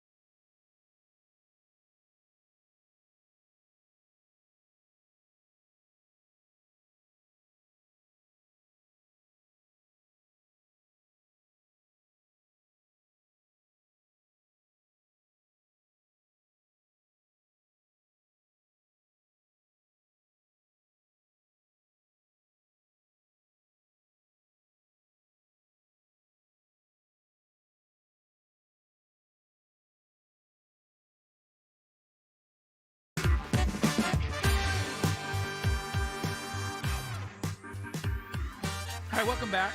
340. 340 is the time. Crisello, Tony Gwynn Jr., we're at 640 in Boston. And I guess since Don Orsillo won't help you, maybe we should ask people in the chat who might, know people from Boston. He ended up. He ended up coming through. He ended up coming boy, through. Donnie. He did the right thing. Attaboy. All right, so Tony's all set for dinner. Boy. Tony's all set for dinner. Skraby and I will have to fend for ourselves out here on the West Coast in San Diego. I'm eating salad tonight, Chris. Salad for you. Just That's kind of been your go-to ever since the SD fat loss days. Yeah, so you're doing a hell of a job. The physical therapy told me I'm not allowed to be taking walks, and I'm like, you can't take a walk because of the shoulder? Yeah, because apparently even when I'm not moving the arm, there are stuff in my shoulder that are being affected by the walking motion, so I'm not allowed to do that. They're saying that you can walk like the girl from First Taken. What do you mean? I've seen the First Taken. So when she runs to her dad at the airport, and she's running. Oh, or yes. Like, she doesn't use her arms at all. That is such a random memory. So I guess you can walk like that and not use your shoulder. Just kind of. That's straight on. I know. Even then, I guess you still. Yeah, I guess Yeah. even then you still moving. Well, I can vouch for Skraby's shoulder recovery pain because not a minute goes by in the hour before the show when we're getting ready in the other studio that Skraby doesn't just intermittently go, ow! I can't do that on the does show. It all the time. Yeah, on the show he can't really do it, but he's always doing that now. So whenever he moves in a certain way, it's just, he's always hurting. So hopefully that'll go away soon. I can 100% hear him and see him going, yes, ow, he's doing just it. randomly. Sometimes you can see me on the camera when I go reach for something and it hurts. I just go, yeah. Shoulder surgery, Matt Skraby, 2.5 weeks ago, recovering nicely. Yes, the NBA draft is over, guys and gals. I think probably the biggest news of it all was that Bronny James was indeed taken by the Lakers in the second round. That will probably overshadow the other 57 picks that were made. Yeah. I will say this, neither Keyshawn Johnson nor Jaden Ledee were drafted. However, according to Shams Charania, he's a big-time NBA guy that breaks news like this. Keyshawn Johnson has already signed a two-way deal with the Miami Heat, which means I guess you're kind of G League and Heat, and it depends which squad you make. So Keyshawn Johnson's going to get his first shot in the NBA with the Heat. I imagine Jaden Ledee will work something out similar with somebody. And, I think you got to take a chance on Jaden Ledee. I mean, some of these guys that were drafted are stiffs compared to him. So, please. Stiffs. Yeah, they are. Well, I mean, that's to your point. That is why, or at least that's the rumor, why the Lakers got my man at the 17th pick. Is because of his age. He's too old. Yes, that's why 23. Yeah. And so he slides. The top 10 players slid 7 spots beyond where he was, in the realm of being because of his age, which is, to me, if a guy can come in and help you like right away, I mean, it's not like when you draft a rookie, you have to then sign him to a 10 or 15-year deal to make like it. If he doesn't work out, he doesn't work out, especially in the second round. But you can get a 21-year-old and have him go to the G League for 2 years, and then you get him when he's 23 anyway. Exactly. So, anyway, good luck to Jaden Ledee. I'm sure he'll latch on. He should. He'll get his opportunity, and I'm confident he'll prove himself. Keyshawn Johnson will get his shot with the Miami Heat. We'll check traffic, and then we'll take our best shot from Skraby's new segment. From the 97.3 The Fan Traffic Center, here's Kelly Danick. Traffic is sponsored by Valvoline Instant Drive-Thru Oil Change, your trusted instant drive-thru oil change. Let me start with the good news first. They've reopened all lanes now on South 5 Coastline at Las Pulgas. They wrapped up their investigation of that early morning fatal collision. We are still seeing quite a bit of backup there, though, but hopefully things will get back to normal. Southbound 5, again, all lanes open at Las Pulgas. Once you get past it, you are in great shape, including if you happen to be heading to the fair. Northbound 5 does have some fair traffic heading through the merge on up toward the fairgrounds. Our Cordell and Cordell traffic cam shows stalled vehicle on northbound 125 near Grossmont. That's in middle lanes. Stop by any of the 30 San Diego Valvoline Instant Oil Change Centers. You don't have to get out of your car. It usually only takes 15 minutes or less. Plus, get a free courtesy check of your tires and battery.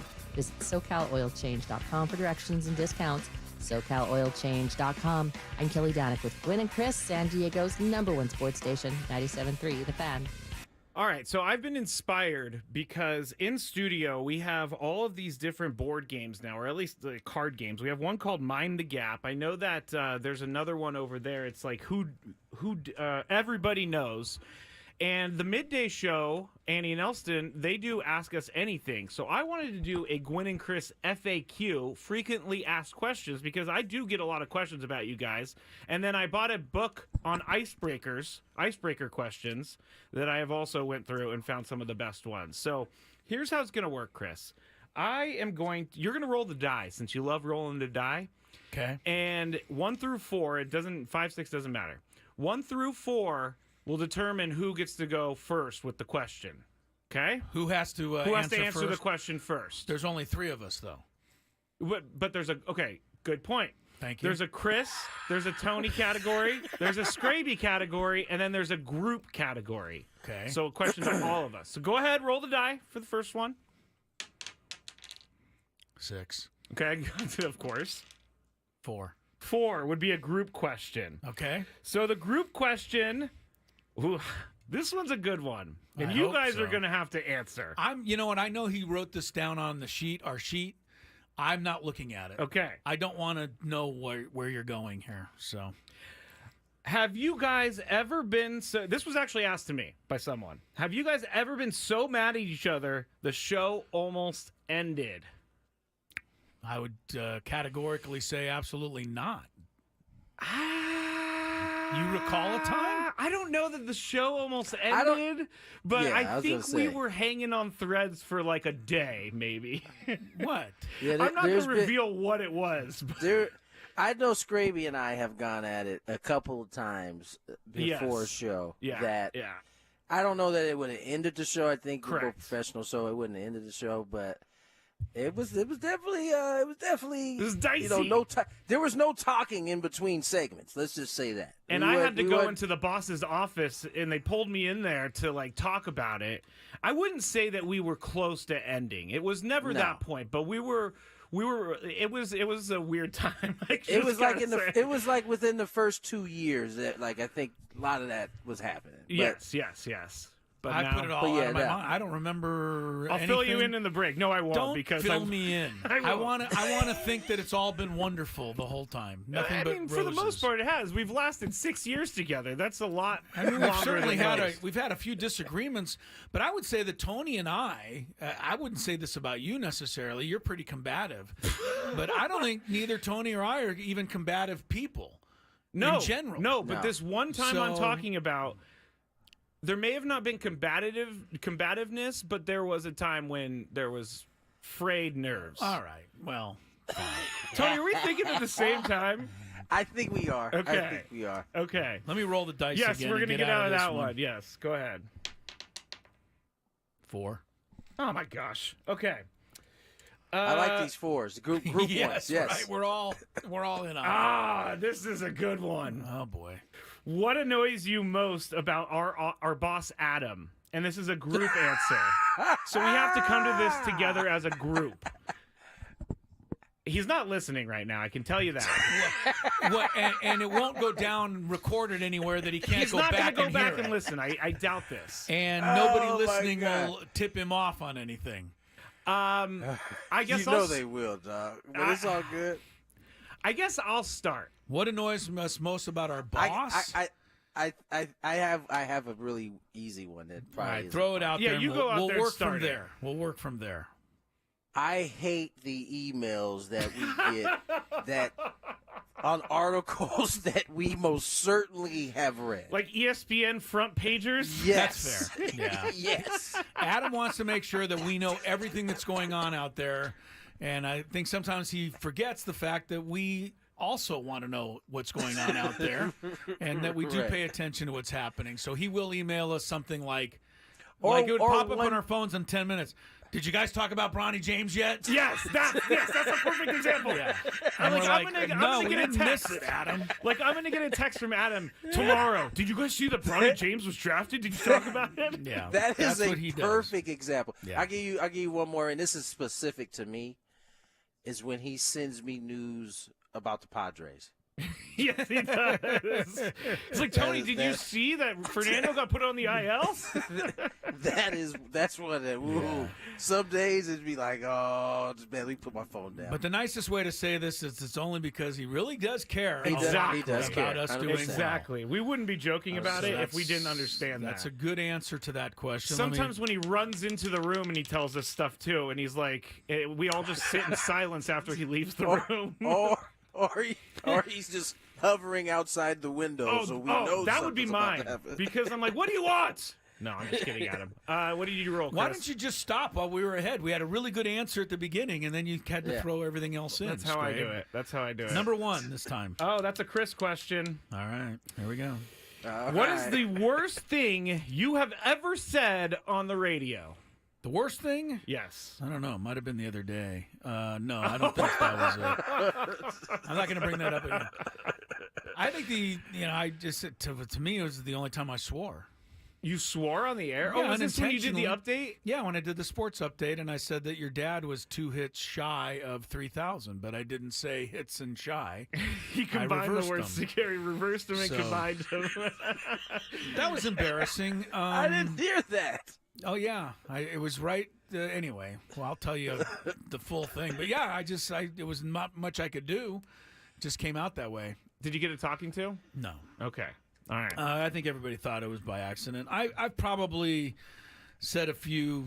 I think the most embarrassing thing that ever happened too was the time that the Golden State Warrior guy who was drafted, Todd Fuller, was online. Oh yeah, waiting to be interviewed, and Coach and I were talking about him, and I said, I don't know, this guy's going to be a stiff.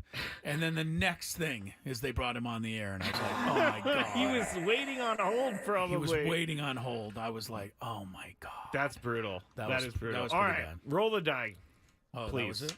Okay. 5 and 6s or 2 this time. Oh, that's a Tony question. Okay. Tony, have you ever stabbed a friend in the back? No. That was a quick answer. Yeah, nah. 10 toes down, baby. Nope. What, 10 toes down? What does that mean? I mean, you got if I'm your friend, I'm loyal. I don't. There's no stabbing in the back. I will agree with that with Tony. Tony's a very loyal person. Go ahead, Chris. Another 4. We've avoided the 3 so far. Do we want to go with one for me? No. Okay. We'll get to you when we get to you. All right. Next one is, if you could make a rule for our office, what would it be? I know what mine would be. Yeah, we could each go singularly on this. Well, I would just ask people to come to work. Yeah, Chris hates that this place is I hate empty. the fact that there's nobody here. Yeah. Everybody's allowed to work from home. It drives me crazy.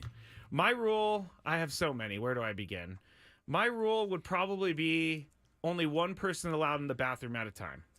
Oh yeah, this guy is such a weird. You are a little weird about that. I've seen him like almost bursting because he has to go to the restroom, and he'll start to walk out, and somebody will sneak in ahead of him, and he'll come back in here for another segment. I will.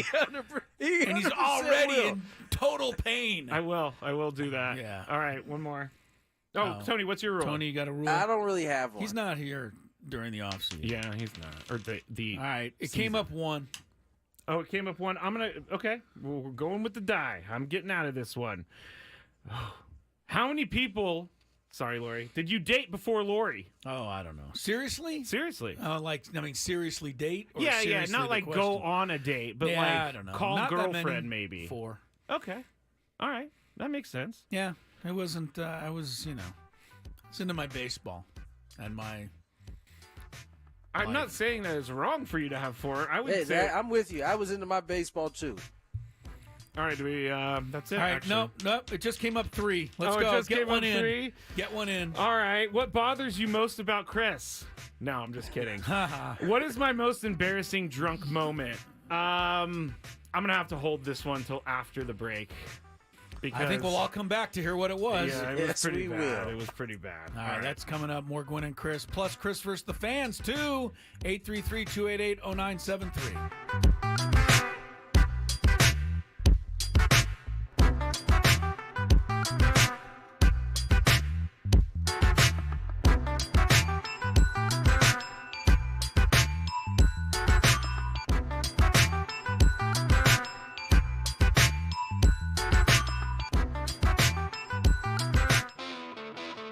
Padres fans are an amazing community, and the place that community gets together every morning is right here. Win or lose, we're talking about your favorite team, Ben and Woods, weekday mornings from 6 to 10 on San Diego's #1 sports station, 97.3 The Fan.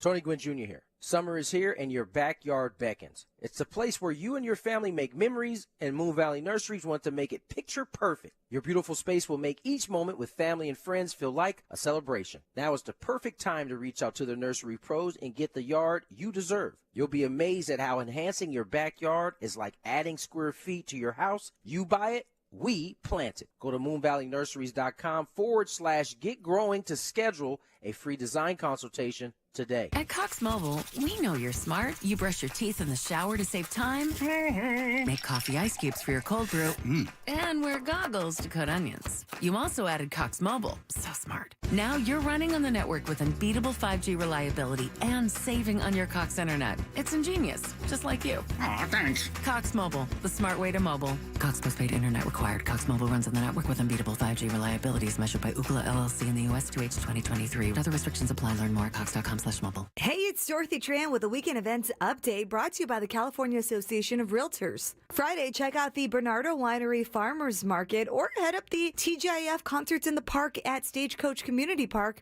Also happening this weekend, summer movies in the park. Hey, California, who's your realtor? If you're looking for someone who acts like a neighborly, trustworthy friend, but who's also an expert on real negotiating and navigating the constantly shifting real estate market, you need a California realtor. Let's go to work at championsofhome.com. The biggest pro football contests in Vegas are back. Circa Survivor and Circa Million are now up to a record $16 million in guaranteed prizes. 2 ways to win and no rate. Circa Survivor contestants select one team each week with no point spread. Last the longest to win it all with $10 million guaranteed. In Circa Million, make 5 picks against the spread each week for your share of $6 million guaranteed through quarterly and full season payouts. Enter in Nevada. Play from anywhere. Visit circasports.com for details. We're an auto nation. We love the independence of hopping in our cars, hitting the open road, and seeing wide open spaces. That's why AutoNation Subaru Carlsbad is holding a celebration across the nation. We know you'll love the new 2024 Subaru Solterra Premium, and you can lease it now for just $299 a month for 36 months. Get ready to seek out once-in-a-lifetime experiences in one-of-a-kind places with the Subaru Solterra Premium for only $299 a month. And it's fully equipped with the all-weather capability of symmetrical all-wheel drive. The celebration is going on now at AutoNation Subaru Carlsbad and the Carlsbad Auto Mall. Or go to AutoNationSubaruCarlsbad.com. What drives you drives us. VIN number JTMABABA2RAO66146. Example MSRP 47,119, $299 plus tax tag and additional fees due at signing. 0 security deposit, 10,000 miles per year on approved credit. Expires end of month.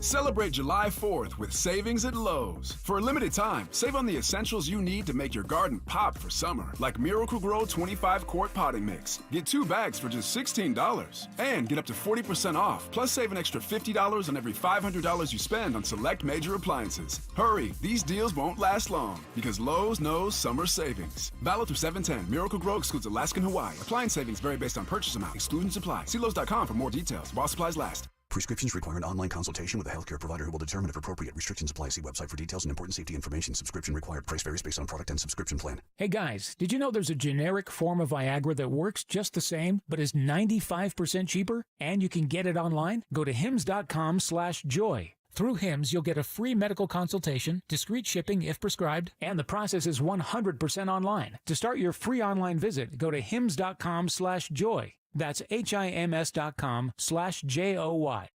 Can't get enough of 97.3 The Fan? Check out The Skraby Show on YouTube. You can watch it weekdays at 6 p.m. to wrap up your day. Subscribe to 97.3 The Fan's YouTube channel today and never miss a show. KWFN and KWFN HD1 San Diego. Annie Heilbrun here. We've got you covered with Padres Talk and more on the Annie and Elston Show, 10 a.m. to 2 p.m. Monday through Friday on 97.3 The Fan. An Odyssey sports station.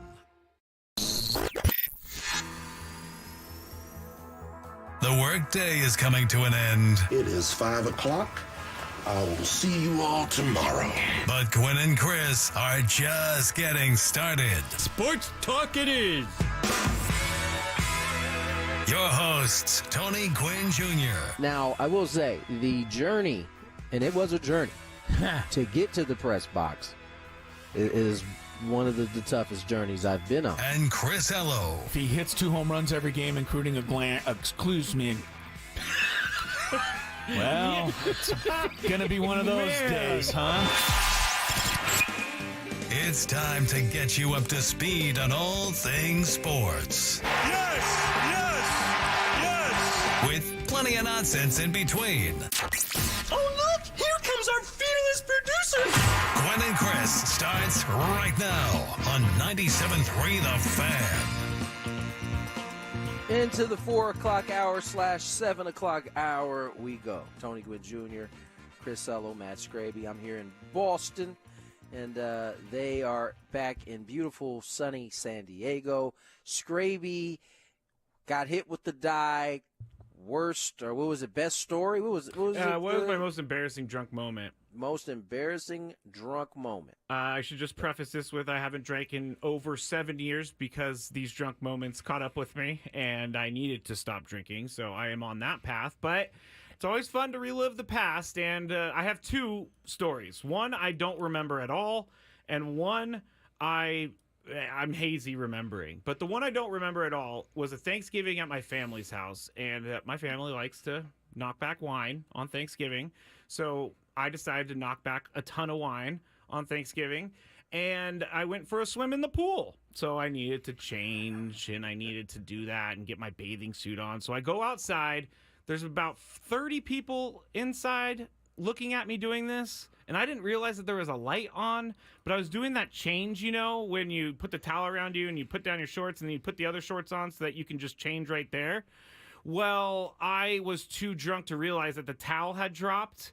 And so I was full frontal in front of my entire family for about 45 seconds. And the next day, everybody kept asking me why I was so cold last night. And I couldn't figure it out for the life of me. Shrinkage. Yeah. I couldn't figure it out for the life of me. But they still, to this day, bring that up all the time. So that was an incredibly embarrassing moment. Yeah, that's pretty embarrassing. And then my grandpa was angry at me, which he should have been angry at me because then my little nieces or my little cousins were there. Right, that's not very gentleman of you. You got kids around and you just over here. Yeah, not good. Yeah, not good. The other one is being total free. Being free.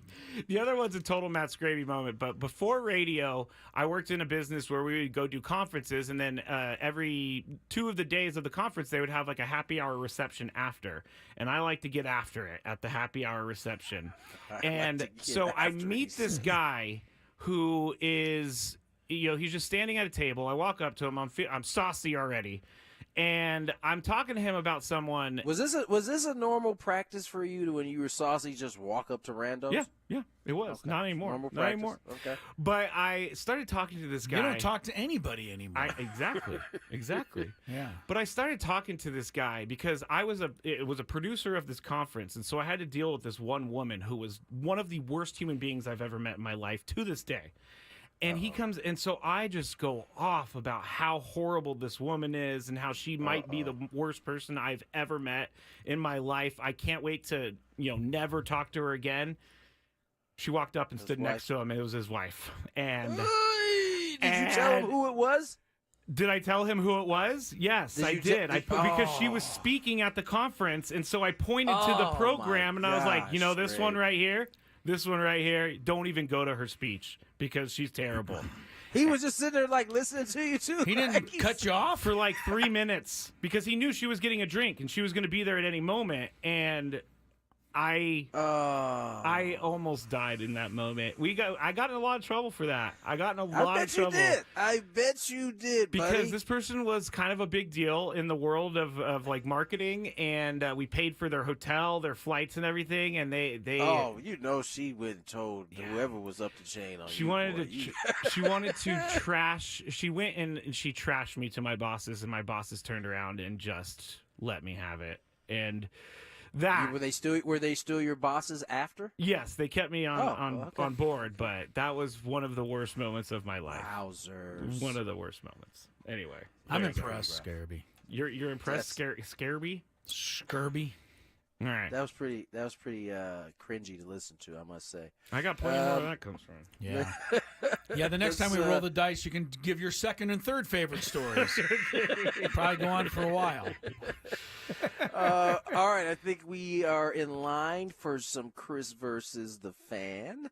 I haven't been a part of this in a while. And as a matter of fact, I will only be a participant in listening because I don't have the questions or the people in front of me. So, Skraby, I will turn the honors over to you, my friend. All right. If you had one shot, one opportunity to take down the human almanac himself, howdy do. Now is your time. Listen to me, this guy is dangerous. Now is your opportunity to win a prize. Well, I hope you know what you're in for. Chris versus the Fans starts now on 97.3 The Fan. All right, Chris. You've been pretty good lately, I have to say. You've been tearing people up left and right. I'm probably due for a bad day then. Okay. Well, we'll see about that. You've been just so good lately. I don't know the bad day's coming, but you have, or I should read the prize first instead of just going on there. You're going to be qualified for a chance to win our grand prize, a 2-night stay at Fontainebleau, Las Vegas, tickets to either Hootie and the Blowfish or Smashing Pumpkins at the Blue Live Theater, and $150 poolside dining credit. Summer room packages and tickets are available now at Fontainebleau. LasVegas.com, and you will win a 4-pack of tickets to Field of Dreams in concert on July 19th at the Rady Shell at Jacobs Park. Watch the movie with the Academy Award-winning score performed live by the San Diego Symphony Orchestra. Tickets are on sale now at theshell.org. Now, let's go to the rules. You have to make it through 3 questions. Each question will get more difficult. If you get the question right, you move on. If you get it wrong and Chris gets it right, you're eliminated. But if Chris gets it wrong, then you move on to the next question or you win. If you're a first-time player, let us know before the first question, and you will get that question for free. Okay. Not bad. I think I got everything. Sorry. It's okay. It's okay. Don't worry, Tony. Let's go to Matt in Lakeside. Hello, Matt. What's up, guys? Ready to play? I'm ready. All right, here we go. What part of the field is the Green Monster located at Fenway? Left field. Left field is correct. I don't know if you've been to... Me? No, I'm going to ask Tony. Have you played in Fenway, Tony? You interleague play? I have. Okay. I haven't got to play defense. I was a DH the one game I got to start here in Fenway. I thought the Green Monster in person was smaller than I expected. So much smaller than you expected. I thought it was going to be just towering over the field. Yeah. Yeah. But, you know, it's big, but... Yeah, anyway. the whole Fenway Park is smaller than I thought it was. Right. Same with Citi Field. Citi Field is tiny too. And so are the seats. Yes, you got to go on the SD Fat Loss diet if you want to go to a game at Fenway Park. Because you won't be able to sit down. Definitely made for the petites. That is for sure. Don't have a big rear end because you're not sitting in those seats. You can't. I hope they have changed the trough situation in the bathroom because troughs should be the trough. Eliminated. You know that like big bathtub that they have situation like in front of dudes that never mind. All right. Oh, that's right. They still have to. Yeah. You know what? The trough is a disgusting. It's a disgusting thing. That's some disgusting work there, right there. I tell you. So gross. That's how you know that stadium is old. Because that is how all the stadiums used to have. What'd you call it, a trough? Isn't that what it's called, a trough? I don't know. I've never asked anybody. Wow. The bathtub for pee, is that what it's called? All right, moving on. I'm grossed out. Yeah, Matt. sorry, I digress. All right. Poor Matt, he's just trying to play a game here. Matt's like, I'm grossed out too now. All right, here we go. Question number 2. On Tuesday night, who scored for the Padres when Profar hit his walk-off?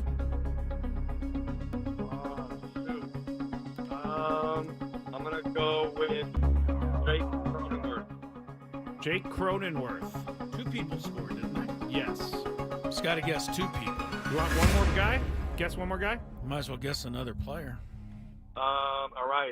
Arise. Stay there. I'm pretty sure Arise did not score because he was walked intentionally, so he was on first base. But as far as what a detective you are. I know, and Bryce Johnson, I believe, bunted. So it should be the 7 and 8 hitters. Higashioka and Kim. Wow. Tony's looking at me weird, but it was, I believe it was Kim and Jackson Merrill, wasn't it? I don't know. You're asking the questions. Kim scored, Merrill scored, yes. I think Merrill, what? ESPN is telling me in the 10th inning, Profar singled to right, Kim scored, and Merrill scored. A rise Where'd to third. Higashioka go? Higashioka wasn't even in that game. Oh, Wade hit for Higashioka.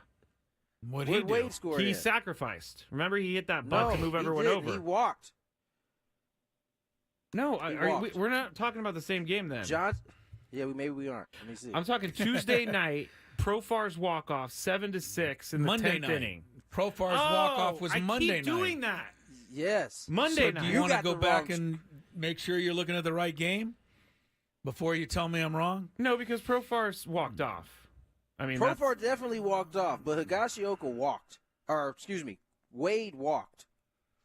But I don't know why we're so confused about this. I'm looking at it. I know why we're confused by it because you don't know what game you're talking about. I do know what game I'm talking about. Sorry, Matt. Once again, Matt. Matt, hold on, Matt. You're not going anywhere yet. Get this right. I got the bottom of the ninth. But no, it's the bottom of the 10th. Yes, that's right. Here we are. Bottom of the 10th. Solano doubled to left. Cronenworth, who was the ghost runner, went to third. Kim walked after Merrill singled. So now we have Wade sacrificing. Kim to second, Merrill to third, and they were the two that scored. That's correct. What happened here? I think I confused everyone by saying Tuesday when it was actually Monday. I did that like 3 times already today. That's not why I got confused. Who was the ghost runner? It was Cronenworth was the ghost runner at the beginning of the inning. See, that's what throws I'm it glad all. you said this. I got my stuff all. He's got his scorecard out. Scorecard. I gotta lasso it and slide it up because I put it in Solano's spot as the ghost runner. That's where. So now it drops everybody down. So there we go. I apologize, all right, player. Here we go. That's good. So Matt, Wade are you hit still for, there? Okay, Matt. Yeah, Matt, you're still alive. He probably went home. Okay, he's still alive. Good Thank job, you for Matt. hanging on with us, Matt. Here we go. Question I love this show. Could Could you imagine they took like a 10-minute break on Jeopardy to figure out whether they were right or wrong? I would like that show so better. bad. I would like the show better. All right, I'm going to do one of those where I give the names and you give me the team that they played for. And this one is an NFL team.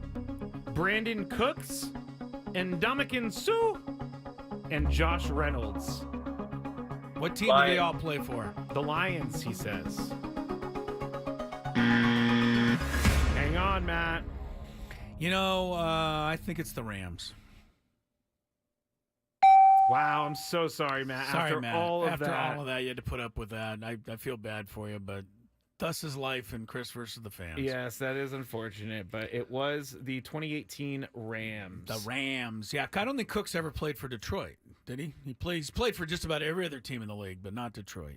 Yeah, he has not played for Detroit. You're right about that one. Okay. Let's go to our next contestant, Joey in San Diego. What's up, Joey? What's going on, guys? I'm ready to go. All right, here we go. Let's go, Joey. How many rounds is the NBA draft? Oh, I'm just going to say 8. 8? Big NBA fan, that Joey. 2. Sorry, Joey. Sorry, Joey. All right, next contestant. He's a big NBA fan.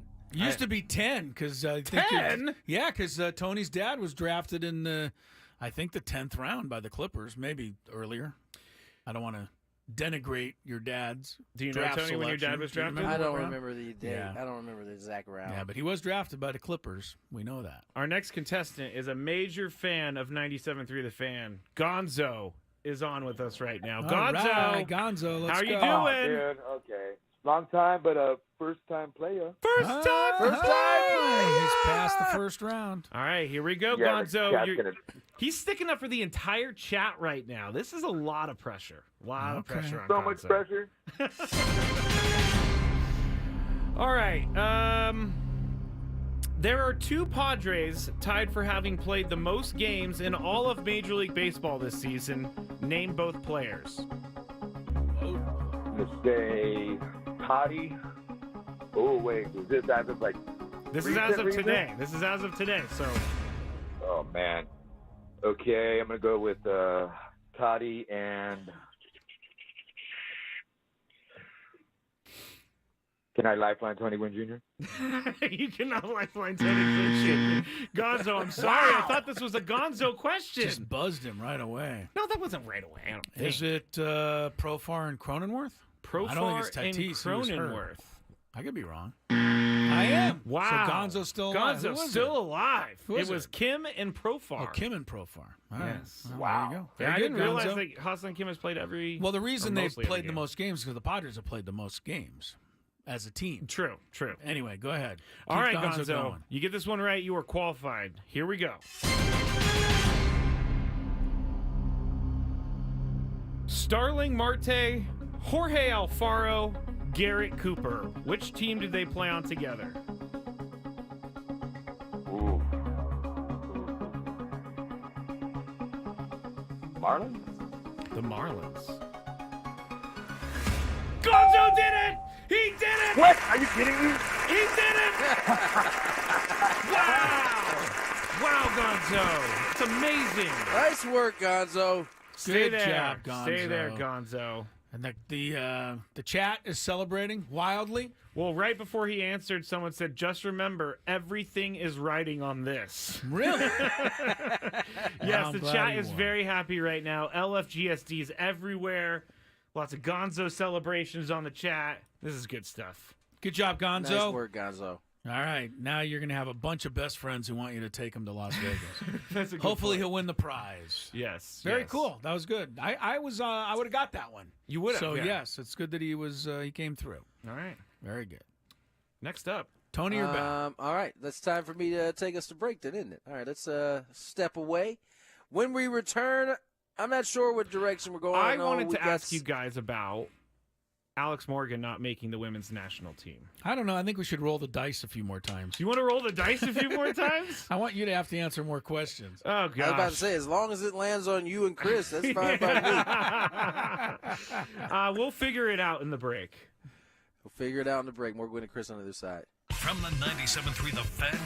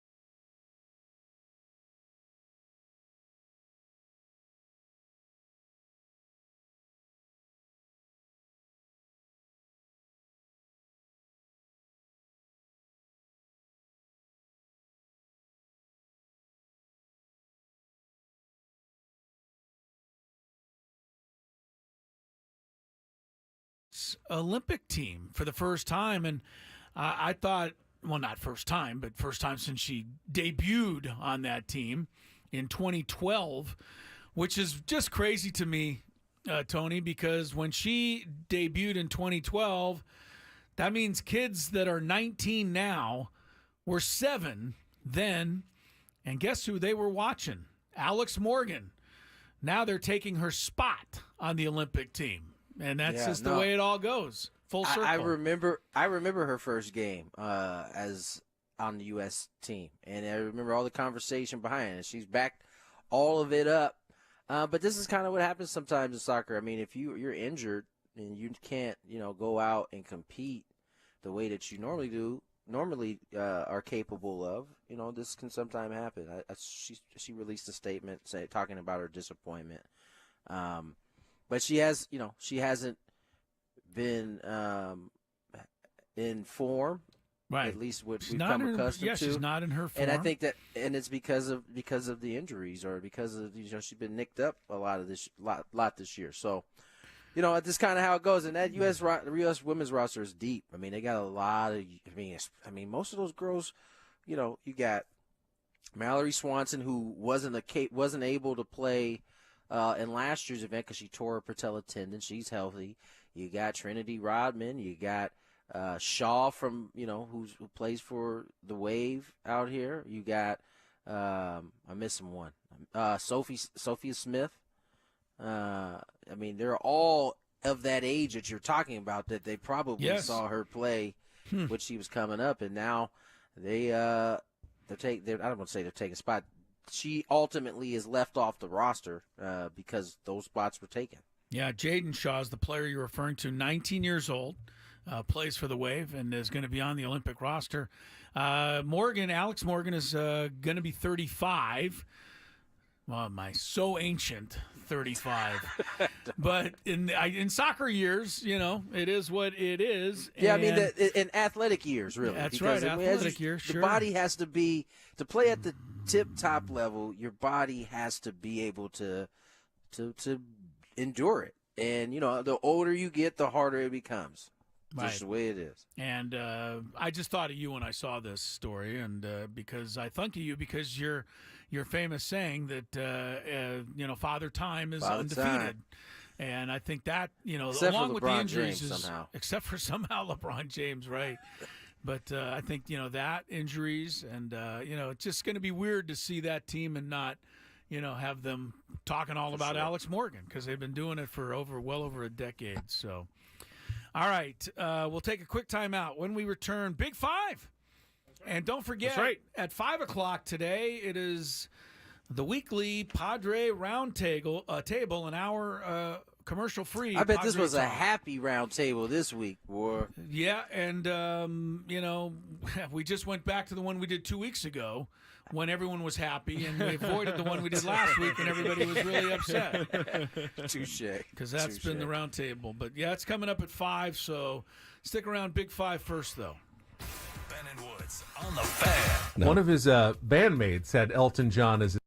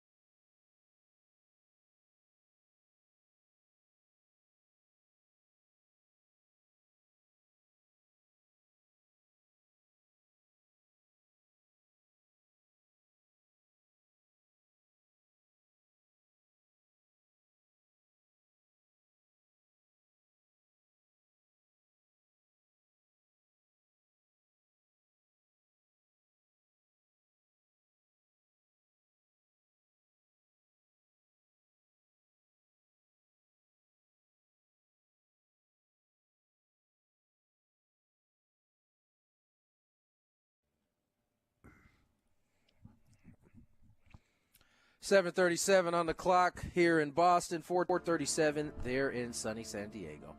We have reached the point in show where the Big Five must get done. Before we do so, let's check a little traffic. From the 97.3 The Fan Traffic Center, here's Kelly Danick. Traffic is sponsored by the San Diego Zoo. Still seeing a lot of activity on our roads this afternoon, guys. Got a crash blocking the 2 left lanes on southbound 5 just past Old Town. Also traveling on eastbound King Freeway just before the 805. A truck and motorcycle involved in an accident. Looks like that may be over to the right shoulder. Cordell and Cordell traffic cam shows a crash over the right shoulder on eastbound 8 near Texas Street. You don't need a cape or special powers to be a superhero, because every time you walk through the gates at the San Diego Zoo, you help fund conservation efforts around the globe. And that makes you a hero for wildlife everywhere. San Diego Zoo. Every visit goes a long way. Kelly Danick with Gwynn Chris, San Diego's #1 sports station, 97.3 The Fan. It's that time of the show when we check on the latest in sports. Only the most important topics and questions are brought to light. Stop what you're doing and listen. These news stories will astound and amaze you. The one, the only. Oh my God, who the hell cares? The Big Five starts now on 97.3 The Fan. All right, so we're just going to get through as many topics as we can today, and let's waste no time. Number 5. And let's talk about the Padres All-Stars, because the finalists are here. Is that right, Chris? They have just announced the finalists, yes, Okay, in the so voting. My question to you guys, and Tony, you're up first, and then Chris will have to give us the results after he already knows. Never mind. Which Padres should be on this All-Star team, Tony? Which Padres should be on this All-Star team? Toddy, Profar, Arise. I'm missing one, I feel like. Suarez. Oh, yeah, Suarez. Those are the 4. All right, Chris? Well, I think Suarez will be on for sure. Profar has to be I know on this there. sounds crazy, but Matt Waldron... You said who should be on, right? correct. Okay. Matt Waldron deserves long shot consideration. I'm just throwing that in there. I know he won't make it. Not a bad call. But I'm going to say Suarez. Profar for sure. The other two that Tony mentioned, I'm not as sure about, although I love Arise. He has been named one of the finalists at second base along with Ketel Marte. So it'll be one of those two guys for sure. Manny is a finalist at third base against Alex Bohm. Bohm is having a really big year. And Profar and Toddy are both finalists in the outfield with Christian Yelich, Teoscar Hernandez, Brandon Marsh, and Nick Castellanos. We said who should be on. Right. Yeah, I'm just giving you the. Yeah. I'm just giving you where they're very at. worried. I'm giving you where they're at. I don't think the Padres are going to get more than 3. I mean, 4 would be, I'd feel nice about it, but Three's you're only a lot. 3 games over 500. Let's. Who are the 3 locks then? I know. Well, Fernando's hurt. The 3 right? locks are. Does he? I Does think that the 3 take him locks out, should or? be the Suarez, Arise, Profar should be the 3 locks. Okay. Like, I could see the argument for not having Toddy because he's hurt, but so then those 3 should be the 3 Yeah, locks. Fernando Tatis to us is not having his greatest year, but he turned it on. on. I can put him on. I can put him pretty fairly up against Castellanos and Brandon Marsh for sure. For sure. Right? He's having. I think he's having a better year both than of them. All right. Castellanos in about 200, if that. Well, no, he caught fire when the Padres went to town. Pool, All right, he's at 220 then. The outfield pool got, good because Harper's not an outfielder no more. Betts is not an outfielder anymore. Those were 2 pretty much locks like every year. Good point. Now they move off. It opens up the field a little bit. That is true. Interesting. Anything else, guys, on this one? All right. Number 4. Kevin Acee broke down the Padres relievers in his newsletter this morning and wrote this. Since reaching a season-best 3.46 ERA collectively on May 28th, Padres relievers have a 5.52 ERA over the past 27 games, and it's not getting better. That mark is 6.23 over the past 12 games, and the bullpen has allowed at least 1 run in all 12 of those games and allowed at least 3 runs in 10 of them. So Chris, you're up first. Okay. Out of the Padres relievers not named Robert Suarez, who do you trust right now to get you through an important inning? Estrada, number 1. All right. Morejon, number 2. I flipped those. Okay, go ahead. He didn't ask you. You asked him. That's true. Those are my two guys, and right now those are the 7th and 8th inning guys. It's interesting. They've given up all these runs and had all these problems. They're winning all these games, so and the bullpen's gone streaky. I mean, it got off to a really bad start. Then it had a run there for a while, Tony, right, where they went like 50 innings and gave up 1 run or something. So that could happen again. I think the key guys to get turned in the right direction though are Matsui, De Los Santos, and Wandy. Those 3 guys they've been a little bit more inconsistent. If we can get them consistent, the bullpen's going to be just fine. Tony, out of all the relievers not named Suarez, go ahead. I didn't read AC's whole article. I am assuming he brought up the fact that the Padres starters certainly didn't help the bullpen. Around that same time, after they put up those numbers, the starters Honestly, decided I'd have to go back and look again. No, but Tony's right. I'm pretty sure he probably highlighted that. I didn't read it. But they've made it tough on the bullpen by not pitching very many innings. True. Right, and I'll go back to that road trip because I have it in front of me right now. Hold on, give me a sec. All right, this is the Mets road trip. Boom.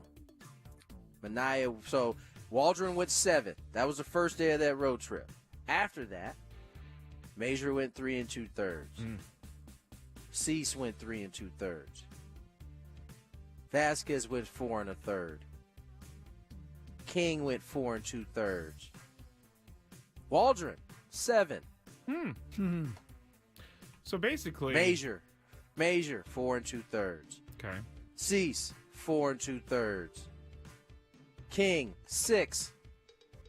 And then it starts to get better. We got a good run here. Cease 6, Waldron 6, Major 5, Cease 7. But so and in that time span, right? In that 4-game stretch, as the Padres 4-game stretch the Padres had recently, starters went deeper, bullpen got better, and so they're not having to cover as much. The bullpen has been streaky. Don't get me wrong; they have those 3 guys, particularly that Chris named, have been streaky. But I would venture to say, had it not been for the short starts, about 5 or 6 in a row there, that this bullpen would have had a better run at it. They had to cover a lot of. Remember, they're in the midst of 26 and 27 days. 27, yeah. So there was no off days in there. So you had to kind of, and I think under the circumstances of what they were dealing with, the bullpen held up pretty good.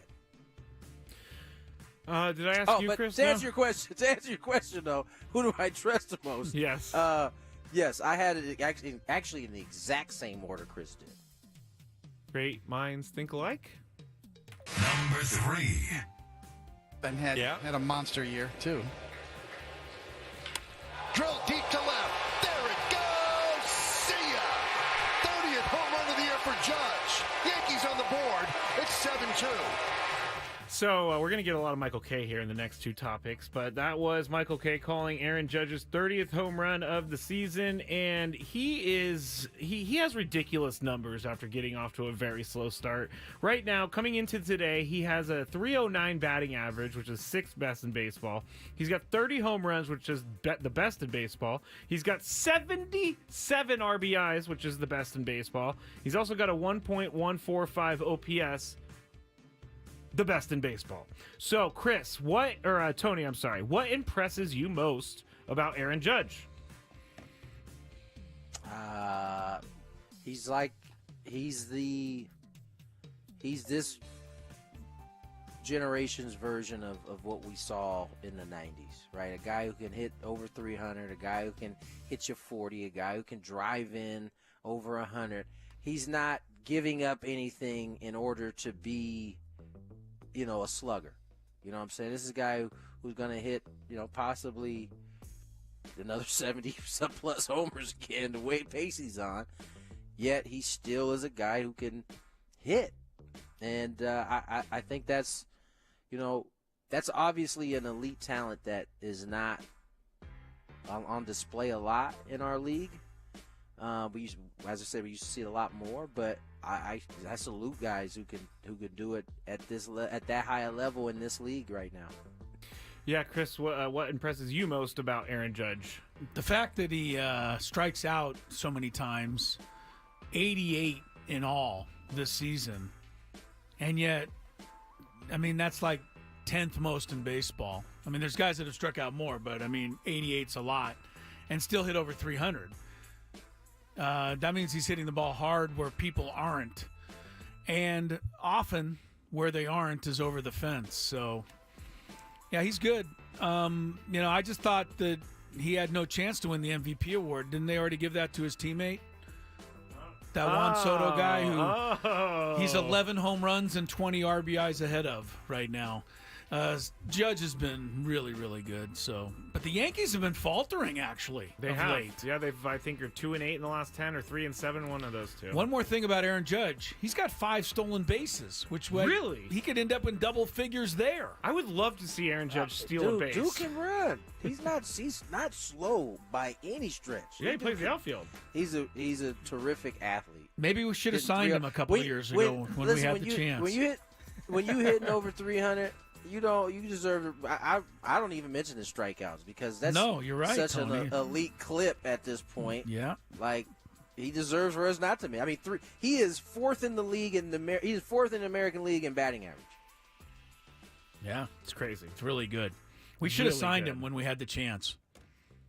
We never had the chance, but Hey, he was here in town. It was close. Yeah. Number 3. All right, Yankees broadcaster Michael Kay took to his radio show to air some grievances about something his very own radio station did to him, and here's what he said. Just stick with it because it takes a little bit to set up. Right now might get me into some trouble. Here we go. I love when you start this way. With who? I need to know who's going to get in trouble. It could be my bosses. Oh, cool. It could be an advertiser. It could be the listening audience. All right. But, we appreciate every single one of the people that spend their money to advertise on the show. Yes.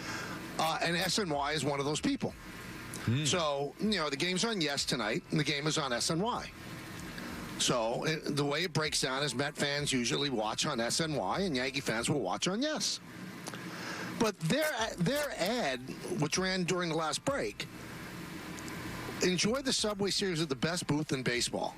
I mean, do you expect me to just take that line down? I think our booth is the best booth in baseball. What do you want to say, Michael? Well, I mean, but you know who the host of the show is. One of the hosts of the show is. You're going to put that, and I'm supposed to sit there and take it laying down? I'll take O'Neill and Cone and me over Garon and Keith. I would. I mean, they're great, but so's our booth. So, I mean, the way you want people to watch is to say, join the best booth in there baseball. We go. You get the gist of it. One of my favorite comments is the first one. Sorry, Michael, saying what pitch just happened and sitting in silence for 20 seconds until the next pitch doesn't make you the best in baseball.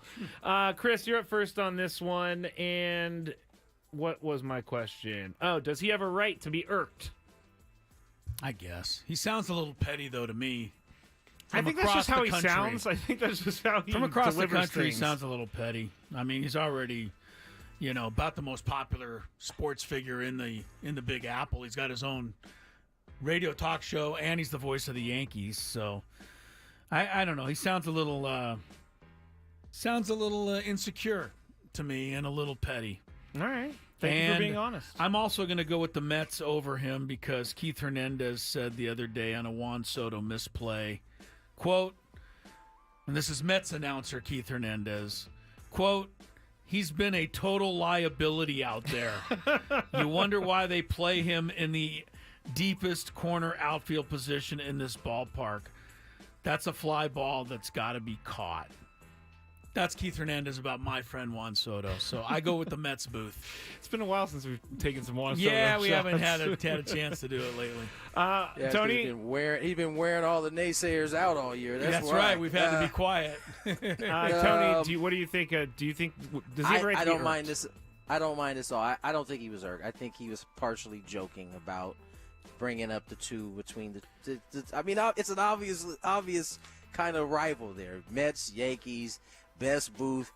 Of course he's going to feel some type of way when the Mets drop a line like, come to be entertained by the best booth in baseball. I'd feel some type of way, too, if I was in New York and on the other side. Oh, okay. Yeah, that's what I was like, this guy has a good point. I won't be surprised if there's some type of subliminal shot during the actual broadcast. They had a rain delay yesterday, and Michael Kay tweeted out like a photo, and I think it said best rain delay in baseball or something like that. And then the SNY booth took a little shot at him, but it wasn't that great, so I didn't bring it to the show. I say shut up and announce better, pal. Oh my gosh. I can see Chris being so irked by Can this. I tell I'm not really a big Michael Kay fan? I guarantee if a rival station said something like that and Chris caught wind, he'd be all in his feels. 1,000% sure. I agree. And I don't think there's anything wrong with being in your No, fields there's because nothing wrong with it. that's his turf. That show in the time I'm slot. already secure enough to know that I'm the best. I don't need to hear it from somebody else. All right, well, that's it for the Big Five. We are coming to the end, and we don't have time to finish the topics. I guess I will say that the Cobb family, Randall Cobb and his family, they're lucky to be alive because they posted that their Tesla charger caught fire in the garage, and it quickly spread through their home. She said, we got out of the house with nothing but the clothes on our back and no shoes on our feet. My question was, Tony, do you currently have a fire exit plan at home? Tony still there? I don't know what happened. Like he shorted out on the Tesla comment. I don't know. Chris, do you have a fire exit plan? I think now I'm going to get one. Me too. All right, stay tuned. We've got Tony. Is he there to say goodbye to? Sat back down. My doorbell rang, so I had to answer the door. Doorbell. All right. Fancy. Just in time to wrap things up, Tony. Good talking to you. We'll talk to you briefly tomorrow before the ball game. Stay tuned. Padre Roundtable. Commercial-free hour of nothing but Padre talk is next on 97.3 The Fan.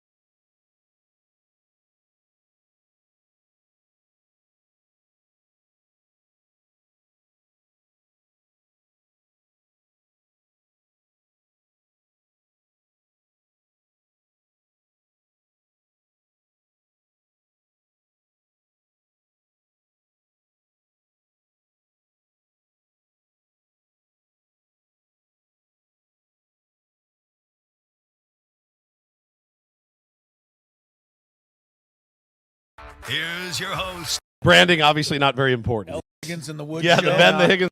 Yeah, the guessers. Here we are again. Last week, of course. Here's your host, Ben Higgins.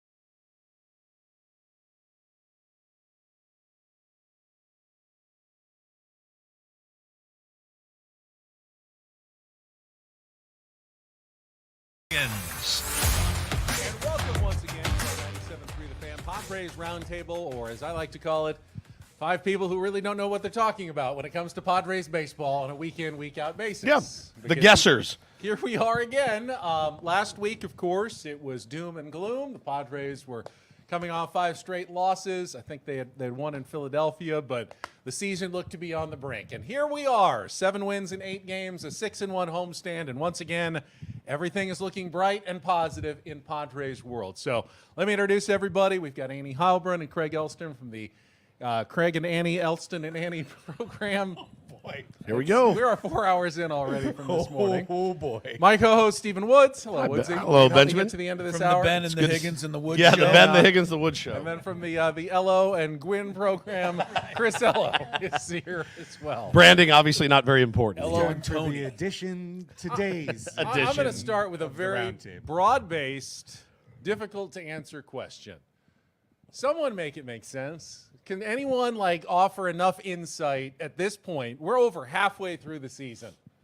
Make the Padres make a little bit of sense at this point. Chris, is there anything that you can say that can make this team somehow fit logically into an explanation in my mind?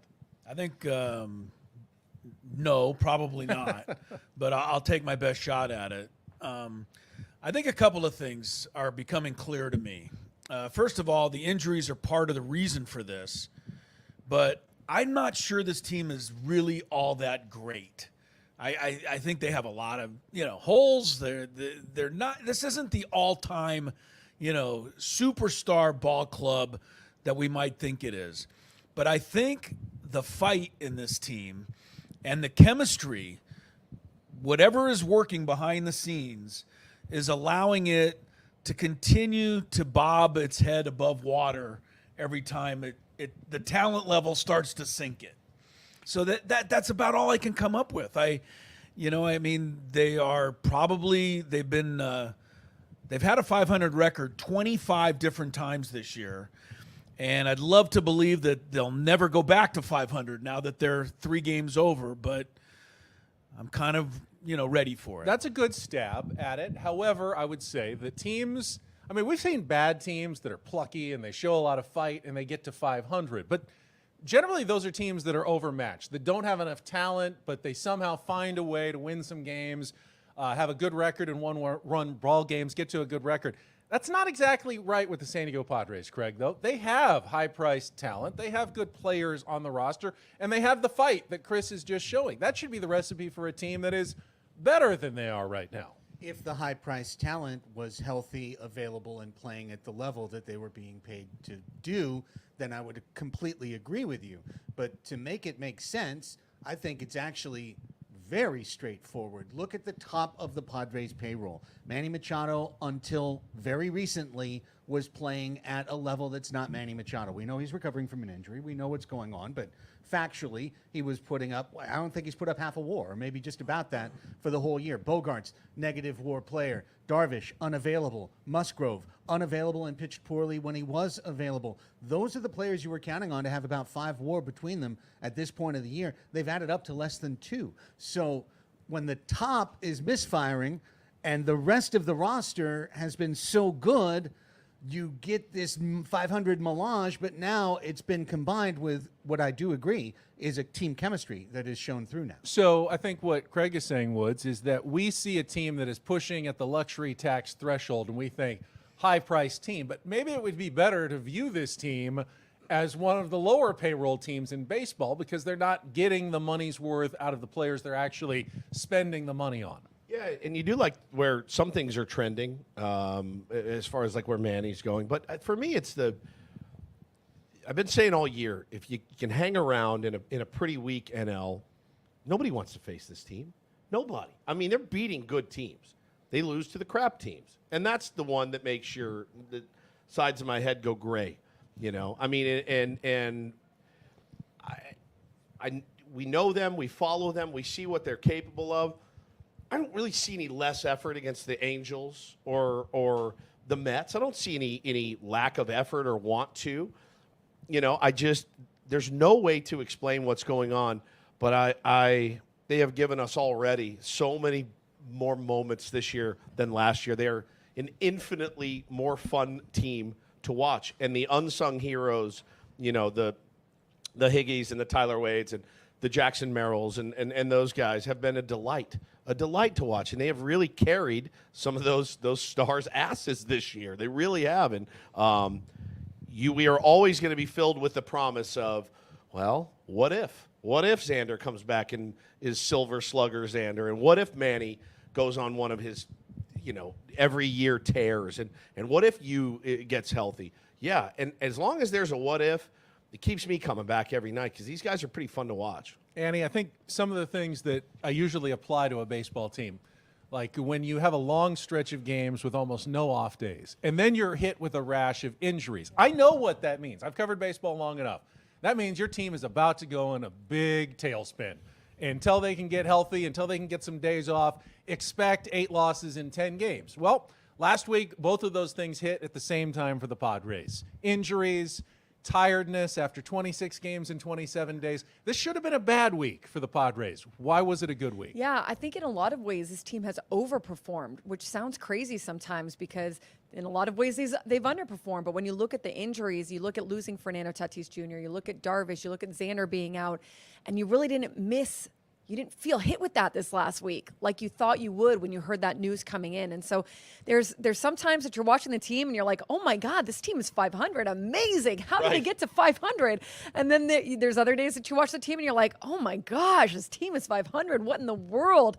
I think part of the disconnect is that this is the organization and the clubhouse and the manager have all promised essentially a playoff run and a World Series, you know, at least attempt. And so I think that if this was a team that maybe that wasn't, you know, the expectation, we'd all be like here, oh my gosh, look at all the injuries they've overcome. They're so scrappy. But it's the other way around. But I will add this. I agree with you. I think that as abysmal as sometimes they've played this season or it's looked, they're in a good spot. If they can take off from this point, the rest of the NL just hasn't done enough to get ahead of them. They're in a good position to take off. They're also in a position to be overcome by injuries and not take off. You know, and he brings up the point, too, and I saw on Twitter, you know, the Nationals media was very salty about everything that went down since they got to town. And I saw even their media saying, oh, congratulations. You're beating a team that's not even trying to win this year. You know, we're rebuilding and revamping, and we have nearly identical records.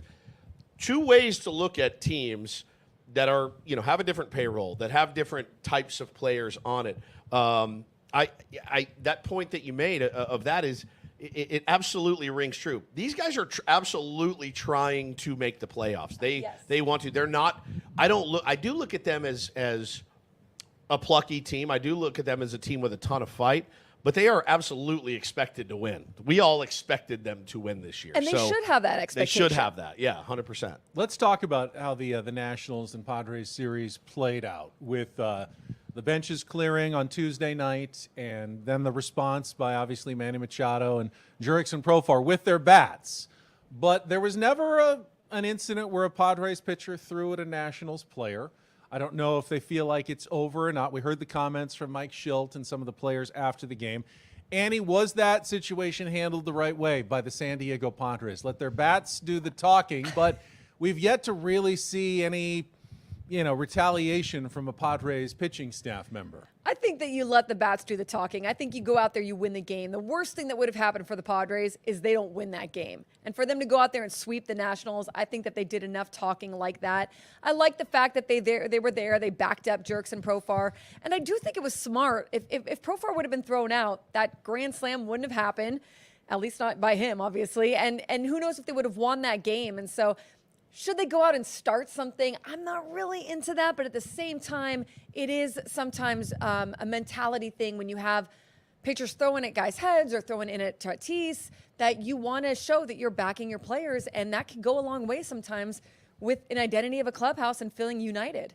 Chris, the winning is obviously very satisfying to emerge from that series with a sweep after everything that went on, but could the Padres be in danger of gaining a reputation that they're a team that can be pushed around a little bit? I don't think so. A couple things. First of all, I think Manny stepped in, and stepping in and giving Ruiz a shove. That was a loud statement as far as I was concerned. This guy's just pretty much having a conversation with Profar. He does put his hands on him. Jurickson's pretty calm. But I thought Manny coming in and saying, hey, wait a second. No. I thought that went a long way, and I think it will go a long way. Secondly, I do think they missed an opportunity the other night because of this.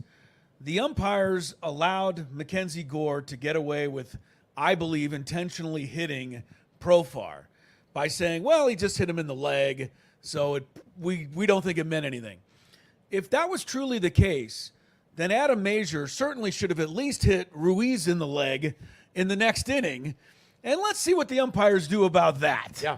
And I have a feeling he would have been kicked out, 100%. which would have probably brought Mike Schilt out from where he was already kicked out to get kicked out again. And glasses. Yeah, I know. I mean, he's in street clothes at that point. Right. The umpires, really left everything wide open for a retaliation. Going back to your thought, I would like to see some Padres pitch up and in a little bit. We haven't seen hardly any of that. But I do think this team has each other's backs. I don't know that everyone else knows that, though. Craig, Bob Scanlon said on the TV broadcast he could see it both ways, that the Washington Nationals, he could see how they got a little perturbed by the celebration from Jurickson Profar on Monday and the way that played out. Is this a two-sided situation, or some people are saying, hey, the Washington Nationals were in the wrong here. Padres can celebrate all they want when they walk off a game on their own field? Oh, we talked about this on Wednesday's show on Annie and Elston. I think if you own your own actions, then you can actually point to where somebody doesn't own their actions. The Padres can own the fact that on Monday, when Jurickson Profar hit a walk-off hit, instead of running to second base to claim his rulebook double, he turned around to the third base dugout to say very loudly to the Nationals his displeasure in various languages. And then he continued that out to the crowd and fired up the crowd. And that's a big celebration for June 24th. Okay, I think everyone in baseball can agree that the Nationals would have a reason to at least have thoughts about it. Right now, what was their action? It was to hit Profar the next day. And what did they do? They hit Profar the next day. The umpires failed to do their job by getting Mackenzie Gore thrown out of the game. That was the proper response. Also, the Nationals didn't take ownership of their actions. They're like, oh, nothing happened. Oh, pitch got away. We all know that's a lie. Everyone knows that's a lie. But what the Padres did in response was immediately homer and take about 5 minutes to go around the bases, like almost a wrestling celebration from base to base. I think the Padres got their evenness, not with a pitch up and in, but with a couple of homers and some very, very slow trots. You know, it's interesting, just kind of thinking back. It's our 97.3 The Fan Padres Roundtable, presented by San Diego Roundtable Pizza. Woods, the Padres have been kind of on the cutting edge the last few years in changing baseball culture. Go back to 2020 when Fernando Tatis Jr. swung at a 3-0 pitch and hit the home run. And initially the old schoolers kind of said, oh, you don't do that. And then about 90% of baseball came to go, yeah, I think you actually do that nowadays. The swag chain was the first of the home run celebrations that have become now ubiquitous around baseball with props and other teams. That would have never been stood for 15 years ago in Major League Baseball. And now the walk-off celebration and how the Padres handled it, you start to see more and more people go, I like the way the Padres play baseball. I want to see more of that, not less of that around the major leagues. Trevor Plouffe said it really well yesterday, and it's always fun when you say something on the air and then later you see, like, I said the exact same thing Trevor Plouffe said, and then he said it later. He wasn't listening to me. We just had the same thought of, hey, man, Davey Martinez and Jesse Winker and Keibert Ruiz, when that ball hit the grass, you should have been off the field. You're standing there, you're looking for something, and you got it. And Hunter Harvey went 97 under his chin, and then you get the walk-off. Bro, you can rest assured at my house with a huge win like that, I'm going to be beating my chest. I'm going to be looking you right in the eye, and that's okay. That's how it's supposed to be these days. Trevor Plouffe, came up a while ago, and he's like, you can celebrate any way you want. Brett Boone said the same thing on our show. I thought when you're looking for something, you'll find it. And they did, and they were distracted the entire series. Jesse Winker going into the stands to harass an old man that called it Bush League. Like, no, they're not trying to hit him, but 97 to the chin is still 97 to the chin. And I loved how they handled it. I did. I'm like a bloodlust guy. I want my payback, but boy, those 3 wins certainly sat really well with me. I thought the Nationals handled it poorly. I thought their media was ridiculous about it. They probably feel the same about us. But, hey, man, just look. None of our players went to the stands. None of our players threw at anybody's head. That's the right way to do it. I think, Annie, some people, do they react poorly to the Padres swagger because the Padres don't have a World Series ring? And like, hey, you haven't earned anything yet. But at the same time, just because the Washington Nationals won one in 2019 doesn't make them any more credible about baseball opinions than everybody else. Great. You got one with a whole entire roster of different players 5 years ago. That has no relevance to a series in 2024. Yeah, I think that baseball's supposed to be fun, and you have so many teams now that are doing the things that the Padres really, like you said, started off doing. Fernando, with that big stutter step, being a showman out there, having fun with the fans. Now you see other guys in the outfield doing the same thing. There is an excitement to the game that comes with this. Michael King said a few weeks ago, he was asked about what it was like to watch Fernando Tatis Jr. when he was with the Yankees, and he's like, I hated the guy. He was too showy. And he's like, now I'm over here. I love it. I get it. I see what he's all about. But that's kind of what you're trained to do as an opposing player. Like you need a chip on your shoulder. You need something that's going to get you going, or as an opposing fan. So I think the more you back it up with play, obviously, like if you keep doing this and you don't win, I think then that's a little, that's the road you don't want to go down. But if you can play well, I don't see any problem with having fun out there on the field. Yeah, I mean, Keibert Ruiz may turn into something, but he's not anything right now. He's a negative WAR player. And for him to put his finger in Jurickson Pro for a 10 years in the show and start poking him in the chest and telling him about the right way to do things, absolutely unacceptable. It's unacceptable. And wasn't it very Brian McCann, Carlos Gomez? Yes, yeah, exactly. Stopping you at home plate to give you Hang an on earful. A second. Next time you round those bases, you better do it faster, and you better do it my way. Yeah. And I don't like that at all. Again, Profar may be having the season of his life, but you don't stay in the big leagues for 10 years if you're not a good player. You just don't. We've seen really good players not make it to that 10-year mark. That dude's earned everything he's got. And for him to poke his chest and, no, this is how we like your celebrations to be at your house, it's unacceptable. And you're right, Elo. I saw the same thing with Manny. It wasn't a, hey, bud, grab it. It was get away. I thought, sorry about that. don't want to ruin this nice shirt here. But it was ironed that. It was forceful. It was forceful. It was like, nope, this isn't going to happen. I thought that was a really cool moment. And then obviously the home run was top Manny Machado moment of all time. It was unreal. Can I just throw in your comment about the Padres inventing the swag chain and the ubiquitous celebrations that are now throughout baseball?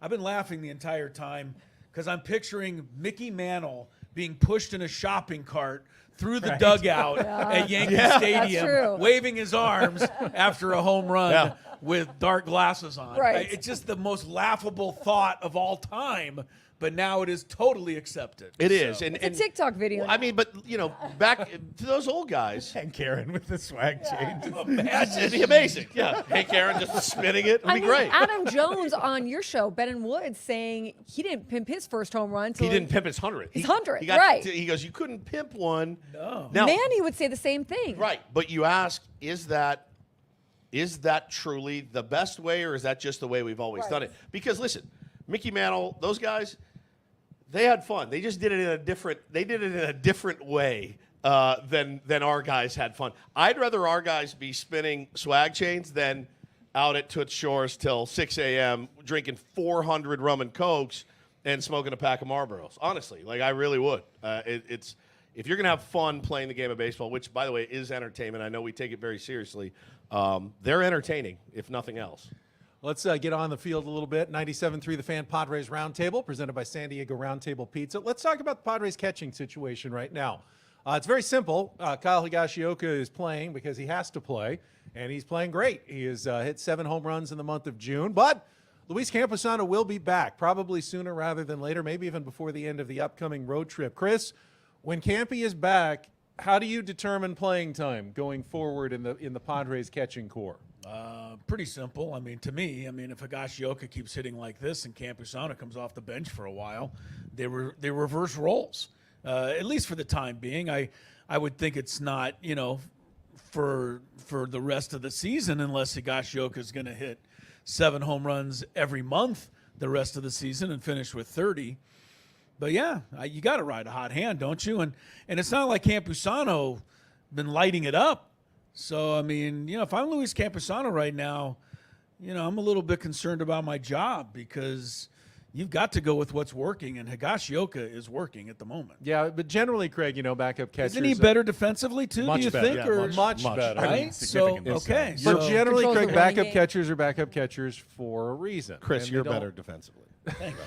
They don't all. Left-handed, too. They don't all of a sudden become all stars overnight, and I'm not expecting that from Higashioka. But there's room for a more balanced starts for the catchers, even when Campy's back. Well, I agree with Chris, but let's define what it means to reverse roles.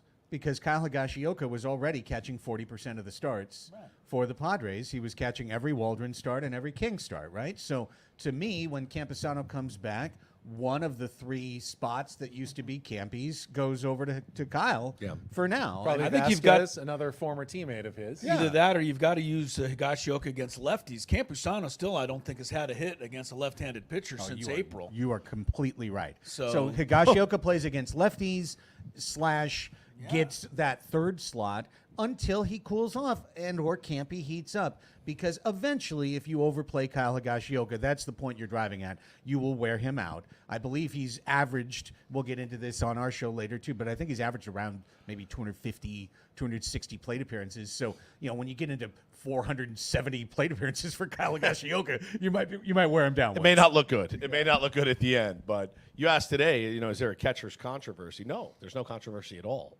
Kyle Higashioka is your starter right now until he's not. And nobody gets through the season with one backstop back there. But when Campy does come back, it's imperative that he hits and that he plays defense and doesn't take plays off.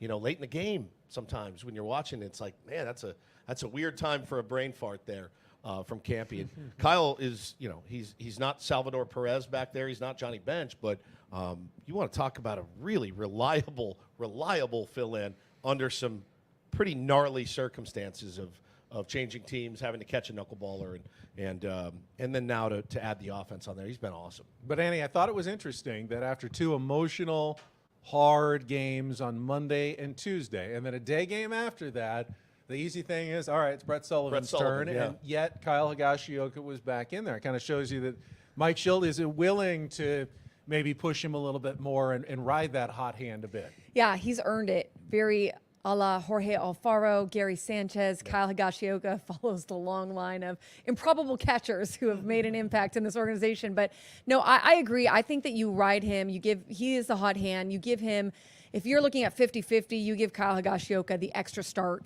over. Yeah, you go 60-40, and you do need to get Campusano going if you're going to make it deep into the playoffs and get on a World Series run. Like, you have to get Campusano going. So you need to get him back in there and working. But I do think you ride Kyle, not into the ground, but a little bit more. Interesting you brought up Jorge Alfaro, who was such an important part of the chemistry and karma and magic of 2022 and couldn't even get on the field in the postseason. Correct. Not one single day. Not one game. What happened there? We still don't quite know exactly what happened there, but we're extending the show an hour today to dive into that. We are going to kill Austin Nola before we put Jorge Alfaro anywhere near a postseason game. Yeah, that was weird.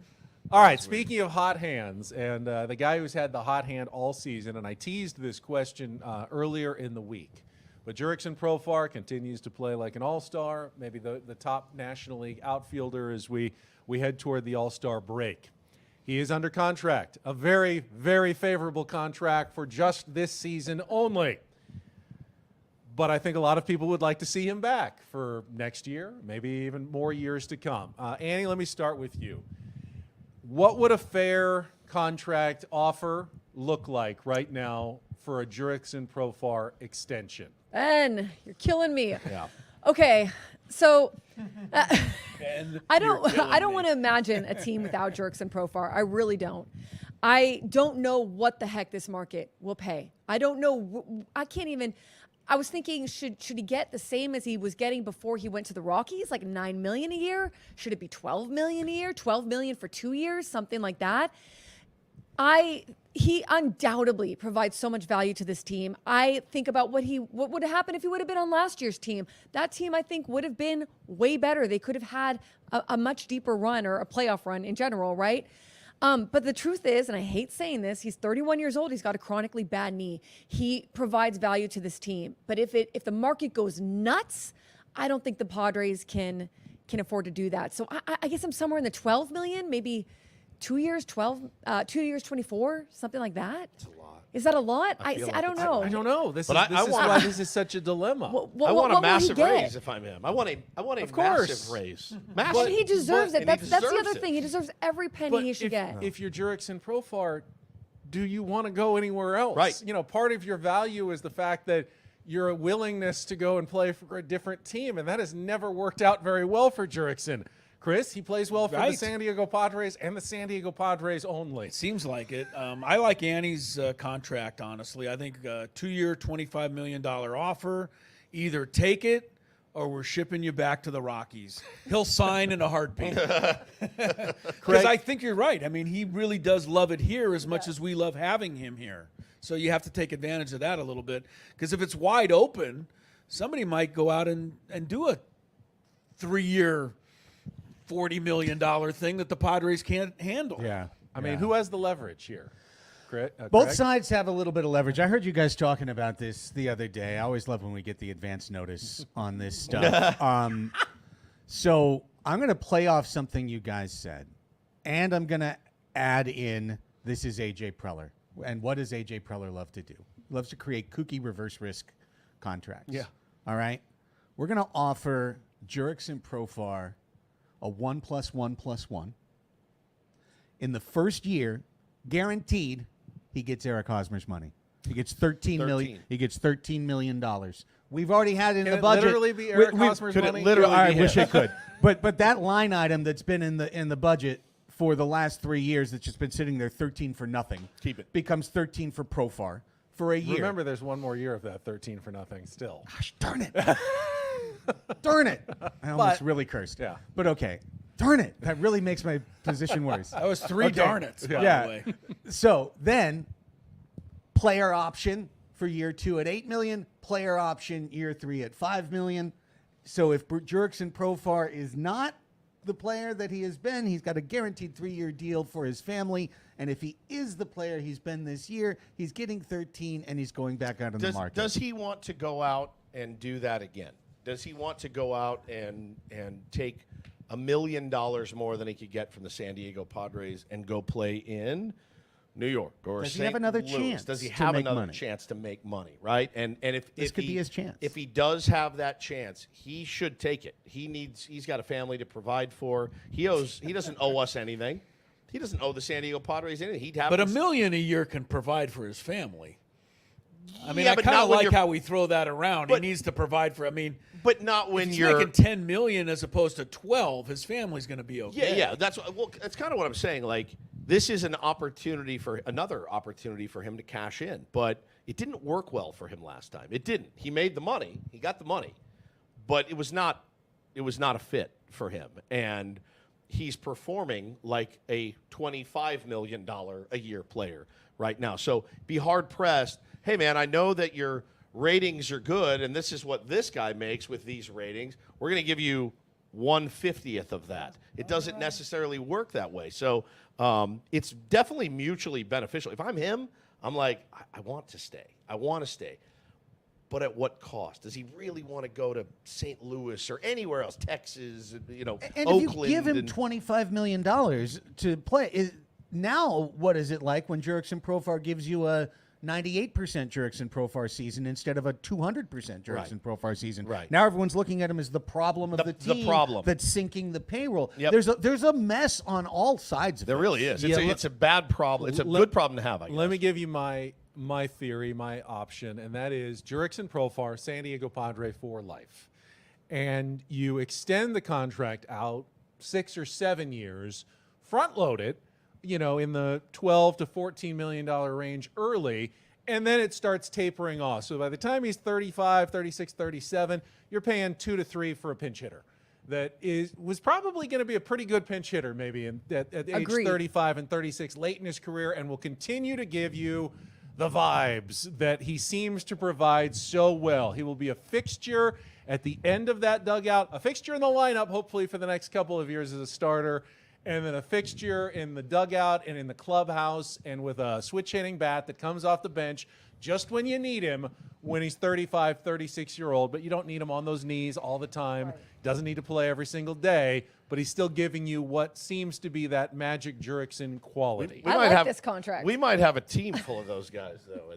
Yeah, no kidding. Like, we're just setting up for like 5 years from now, the aged and infirmed Padres. It's And like, we're which sitting here every day going, 36-year-old do I want to go to? Every one of these guys is done. And Yeah. what do we do? Yeah, I mean, look, the sentimental. This is more than sentimental with Jurickson Profar because he's actually providing a lot of value. Right? Exactly. This is not. I really like this guy, and his smile's worth this to me, and He's their best player. he's their best player. But you look at it and go, is this, as Mike Schultz likes to say, is this an outlier? I mean, and based on his last, he's had a couple of good seasons. It's an outlier based it's on his an outlier. career. It Yeah. has to be looked right. at that way. Right.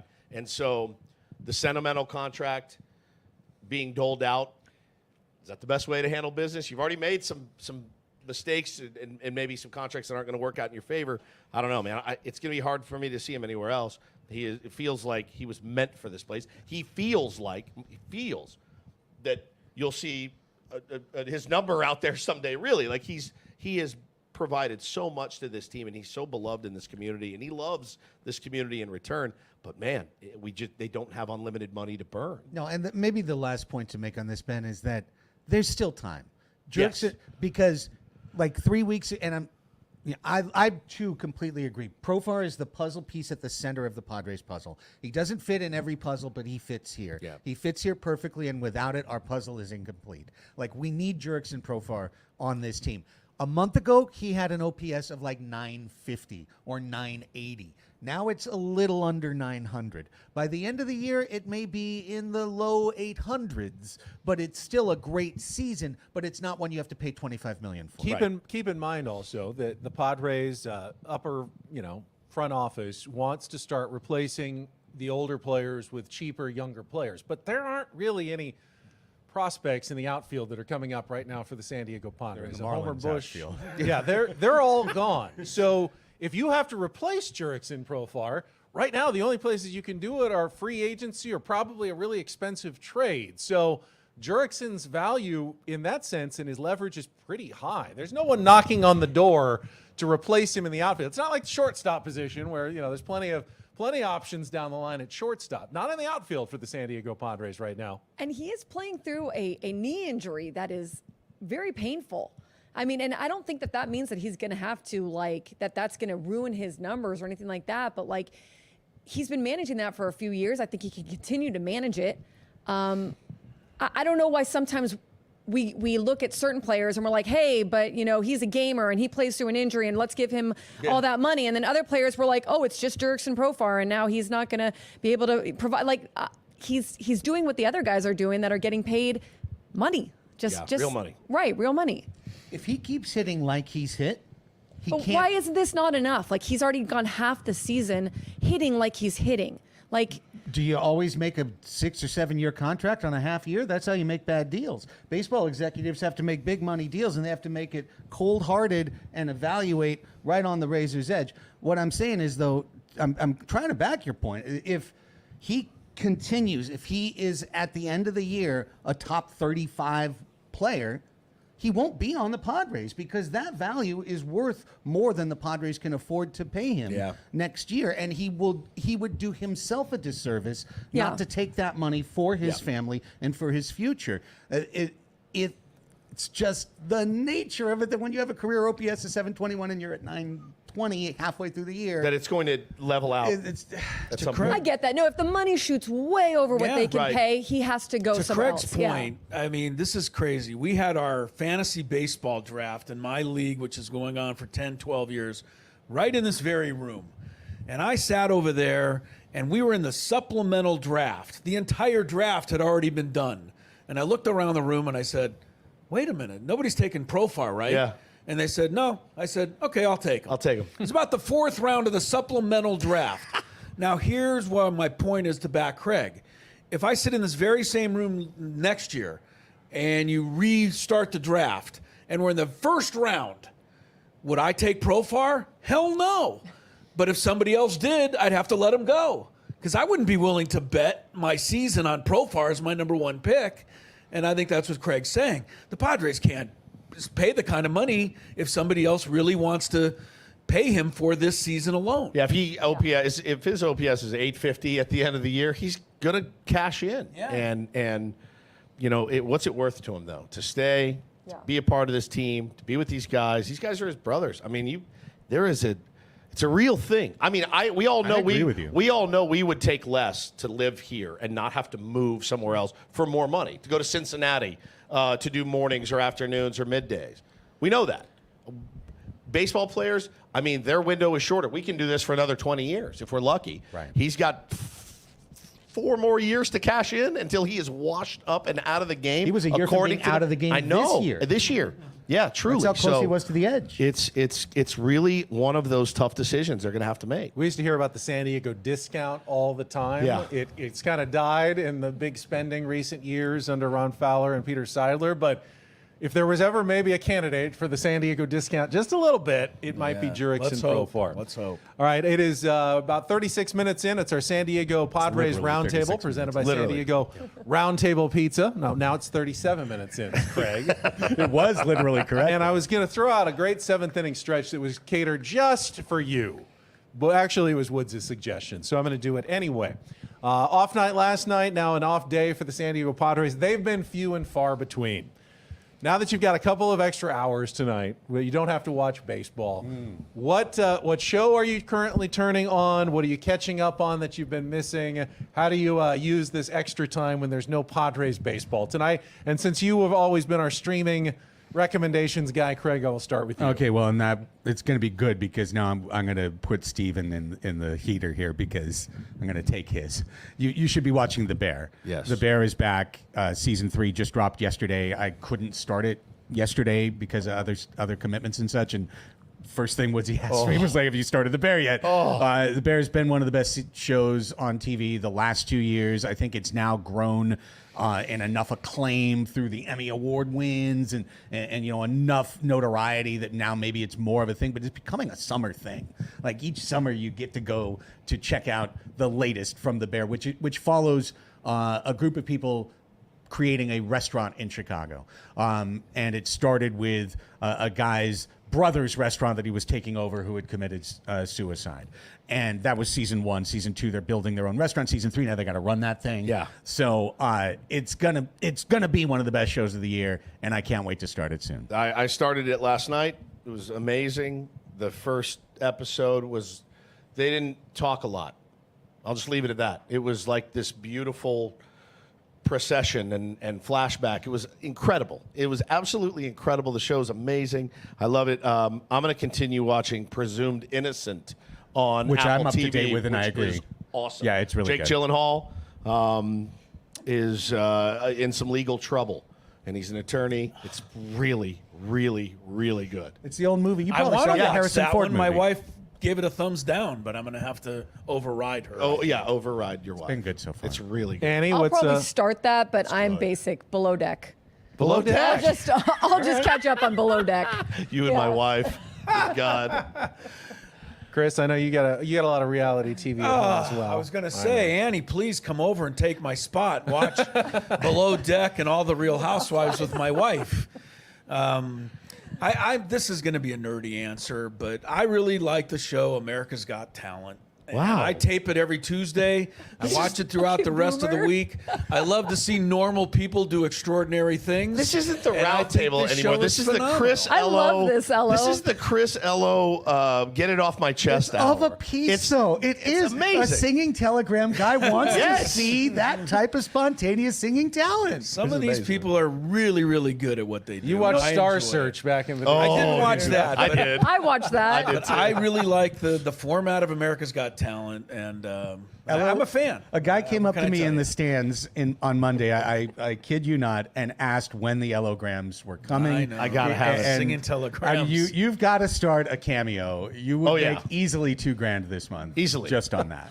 Easily. All right, I will finish up. And while I will say I was hugely disappointed with the final season of Game of Thrones and didn't necessarily love the first season of House of the Dragon, I think the show is continuing to get better and better. And I've started watching season 2, which is dropping each week on Max. And I am starting to get hooked again on the world of Westeros and the intrigue and the drama of the prequel to the Game of Thrones saga that is currently airing again, and the new stories of the Targaryen family, the House Targaryen, and the new war of the Dance of the Dragons, and the entire story of Rhaenyra and the Two Crowns that's going on right now. So that's my current watch and what I've got right now. I haven't started season 2 yet. I heard about a scene at the end of the first episode, and it made me not want to watch. So It's gruesome, but that's what you get when you sign up I for know. the Game of Thrones. Wanton universe. cruelty. Goose Gossage was right about you.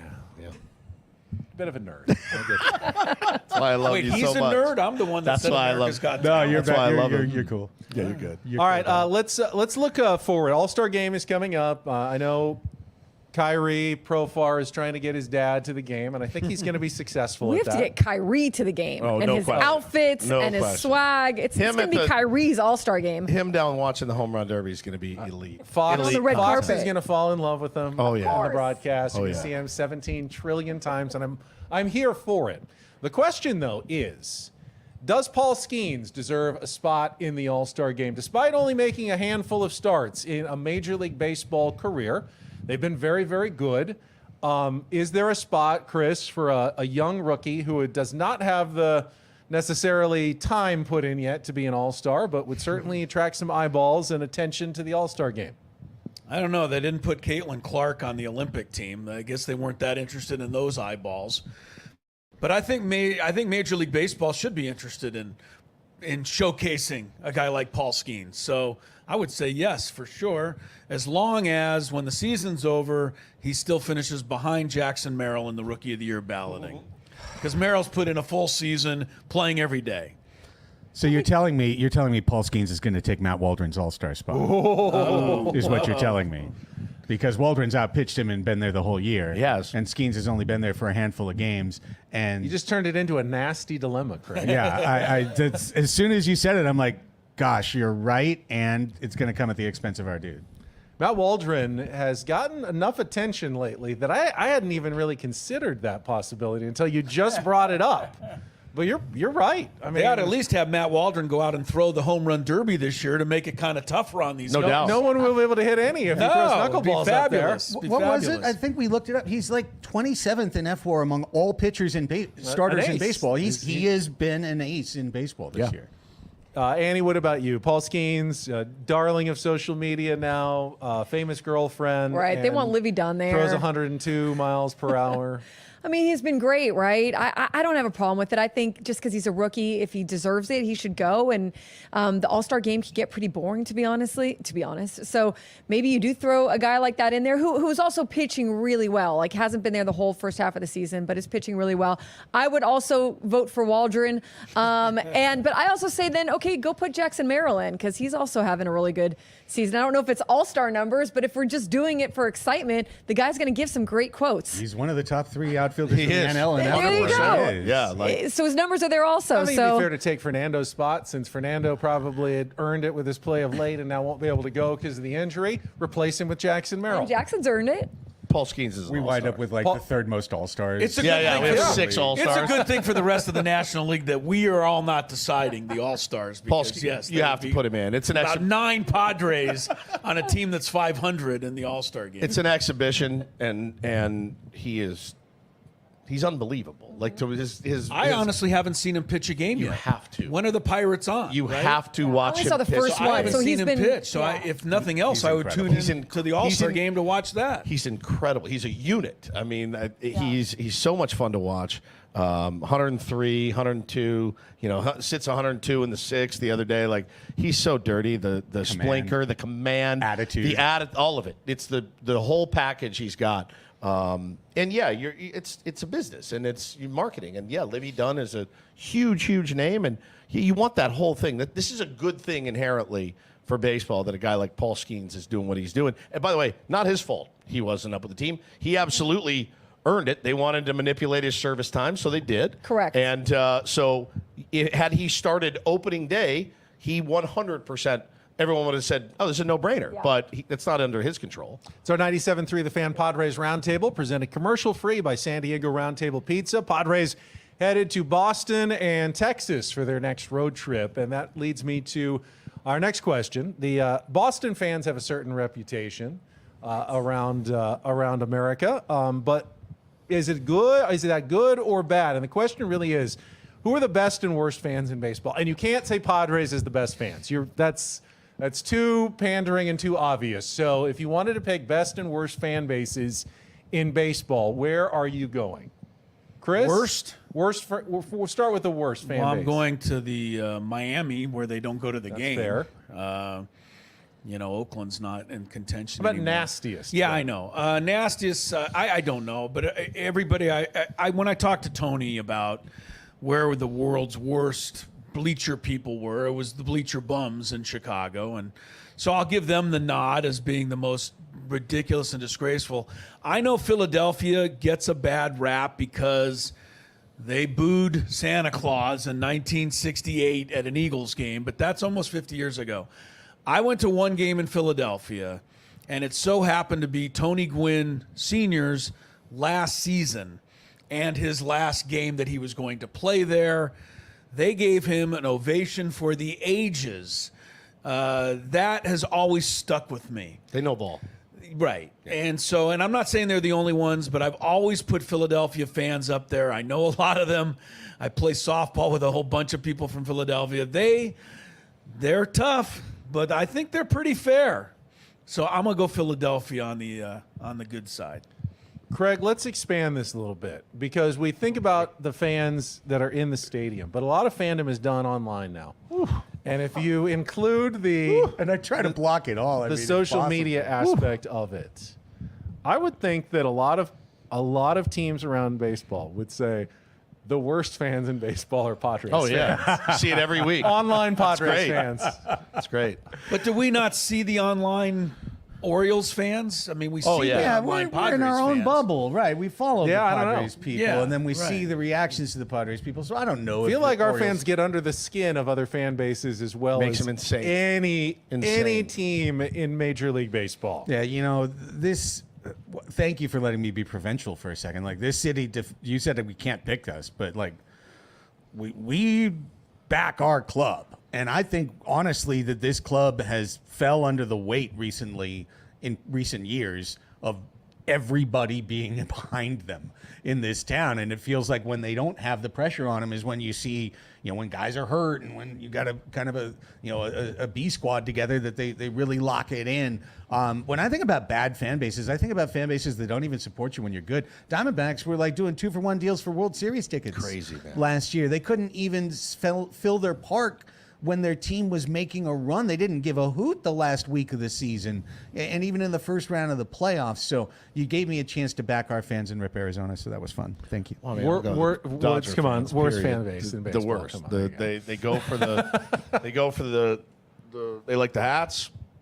They like the high priced players that they have. I am engaged with them constantly. There's a few of them that are good. Yeah. Good eggs. Oh, yeah. Yeah. That's like that 12%. That's and that then way. The other everywhere. 88% are awful. Wow, They're just awful. A lack of baseball general knowledge. Boy. Yeah, I think for me too is the way they carry themselves. I mean, I've never seen a team spend as much and accomplish as little as they have ever in any sport. It's not close, and to act so regal is a little bit embarrassing, and they don't see the embarrassment in it, and they should be very, very, very embarrassed. Like, very embarrassed. It's mortifying. I would have my head between my legs, my tail between my legs, if we, cover of Sports Illustrated, best team ever, 111 wins, get beat by the Padres. Like, that's mortifying. You're the Bills. That is the worst. We're the best. There's no question. Tuesday night, Monday night, 39,000 people against the Washington Nationals. Give me a break. The Nationals have not seen 39,000 in a weekend series all year. The quote that Jackson Merrill said about other players coming in, Annie, and going, "This is amazing. This It's is unexpected. electric." It's Yeah. unexpected, and just being at Petco for this series. It was a reminder to me. Chris Ello and I were talking about it before this show started because you look around and you just feel the electricity rise in that stadium, and with everything that happened on the field, you feel the fans just behind everything, and you can't help. I talk to players in the clubhouse all the time. What a difference it makes to come to San Diego and feel all the fans behind you. Philadelphia and Chicago, I had great experiences. You've had a chance to travel with the team a little more recently than I think most of us. And you've been down by the dugout where the fans have got to be a little tough. So what was your kind of experience when you were doing the dugout reporting and occasionally traveling with the team? I remember the Giants when the stuff was getting thrown on the field near Jerks and Profar I remember that the fans got a little, that was, I didn't like that one, but I really enjoyed Chicago, the Wrigley, obviously, and Philadelphia. Philadelphia had great fans. They were smart. They were fun. They appreciated the good players of the other team. But I'm trying to think if there was any other like nasty ones that I remember. I mean, obviously, you go for LA, I'm sure. But I don't remember any like really like terrible, things being said. To back up Chicago, just Scanlon told me that when he played for the Cubs, the bullpens then were on the first base line right next to the stands. And when he used to get up to warm up, his own fans would go crazy. Get Scanlon down! Get him down!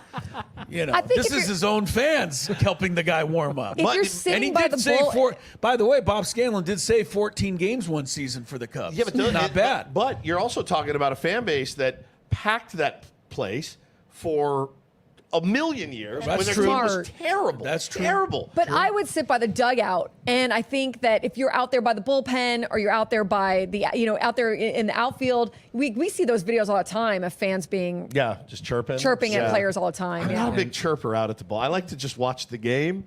chirp at my TV, but I was around a fan the other day that was chirping, and it made me really like, ugh, this doesn't feel great. I brought it up a few weeks ago. Underrated bad fan base, the sanctimonious St. Louis Cardinals. St. Louis Cardinals. Fans. Oh, because there you go. Because they've been told they're so much better than everybody. Yes, Ben hated this. It just drives me crazy. Oh, because they gave a standing ovation to Paul Skeens. Yeah. He got so mad. He got so mad about it. But just so they could get the credit. They get the credit. Saying Aren't they smart? They are. Aren't they soft fan base?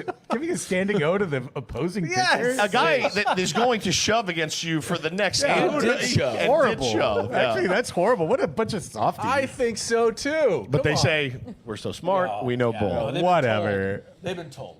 For decades. Oh, best fans in baseball in St. Louis. No, you're not. I know we're real close to the end of the show. I just wanted to say, we're deep into this now, into almost July. I was on my way over here today, and I just thought to myself, I really look forward to this every single week. It's been really fun. Yeah, it's fun. Talking this. I know you guys are tired.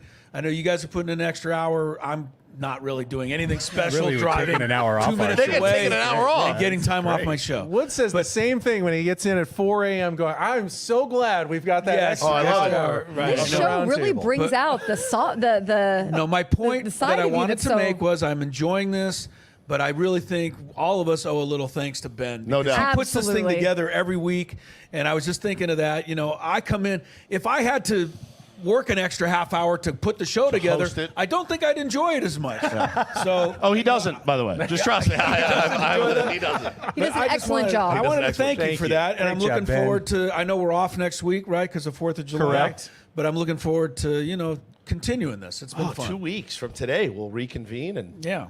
After one horrible week and one great week. That's exactly right. Who knows Right what'll back Well, where we were today. and 3 days of nothing. 3 days of We'll nothing. be staring into the abyss. Back we go. I love it. On the definitely not a roller coaster That's right. ride. Can't call it that. That is the 2024 San Diego Padres. Thank you, everybody. Annie Halbron, Stephen Woods, Craig Elston, Chris Ello, thank you for those very Yes, sir. kind comments. I appreciate it. And somewhere where he is not on vacation but is traveling, Oh, but he's listening. our leader, Adam Klug. Oh, he's Thank you watching. very much. That's it for us. We will be back in a couple of weeks for a roundtable. If you're listening live, Annie and Elston. Coming up next, it is the San Diego Padres 97.3 The Fan Roundtable presented by San Diego Roundtable Pizza on San Diego's #1 sports station, 97.3 The Fan. So long, everybody.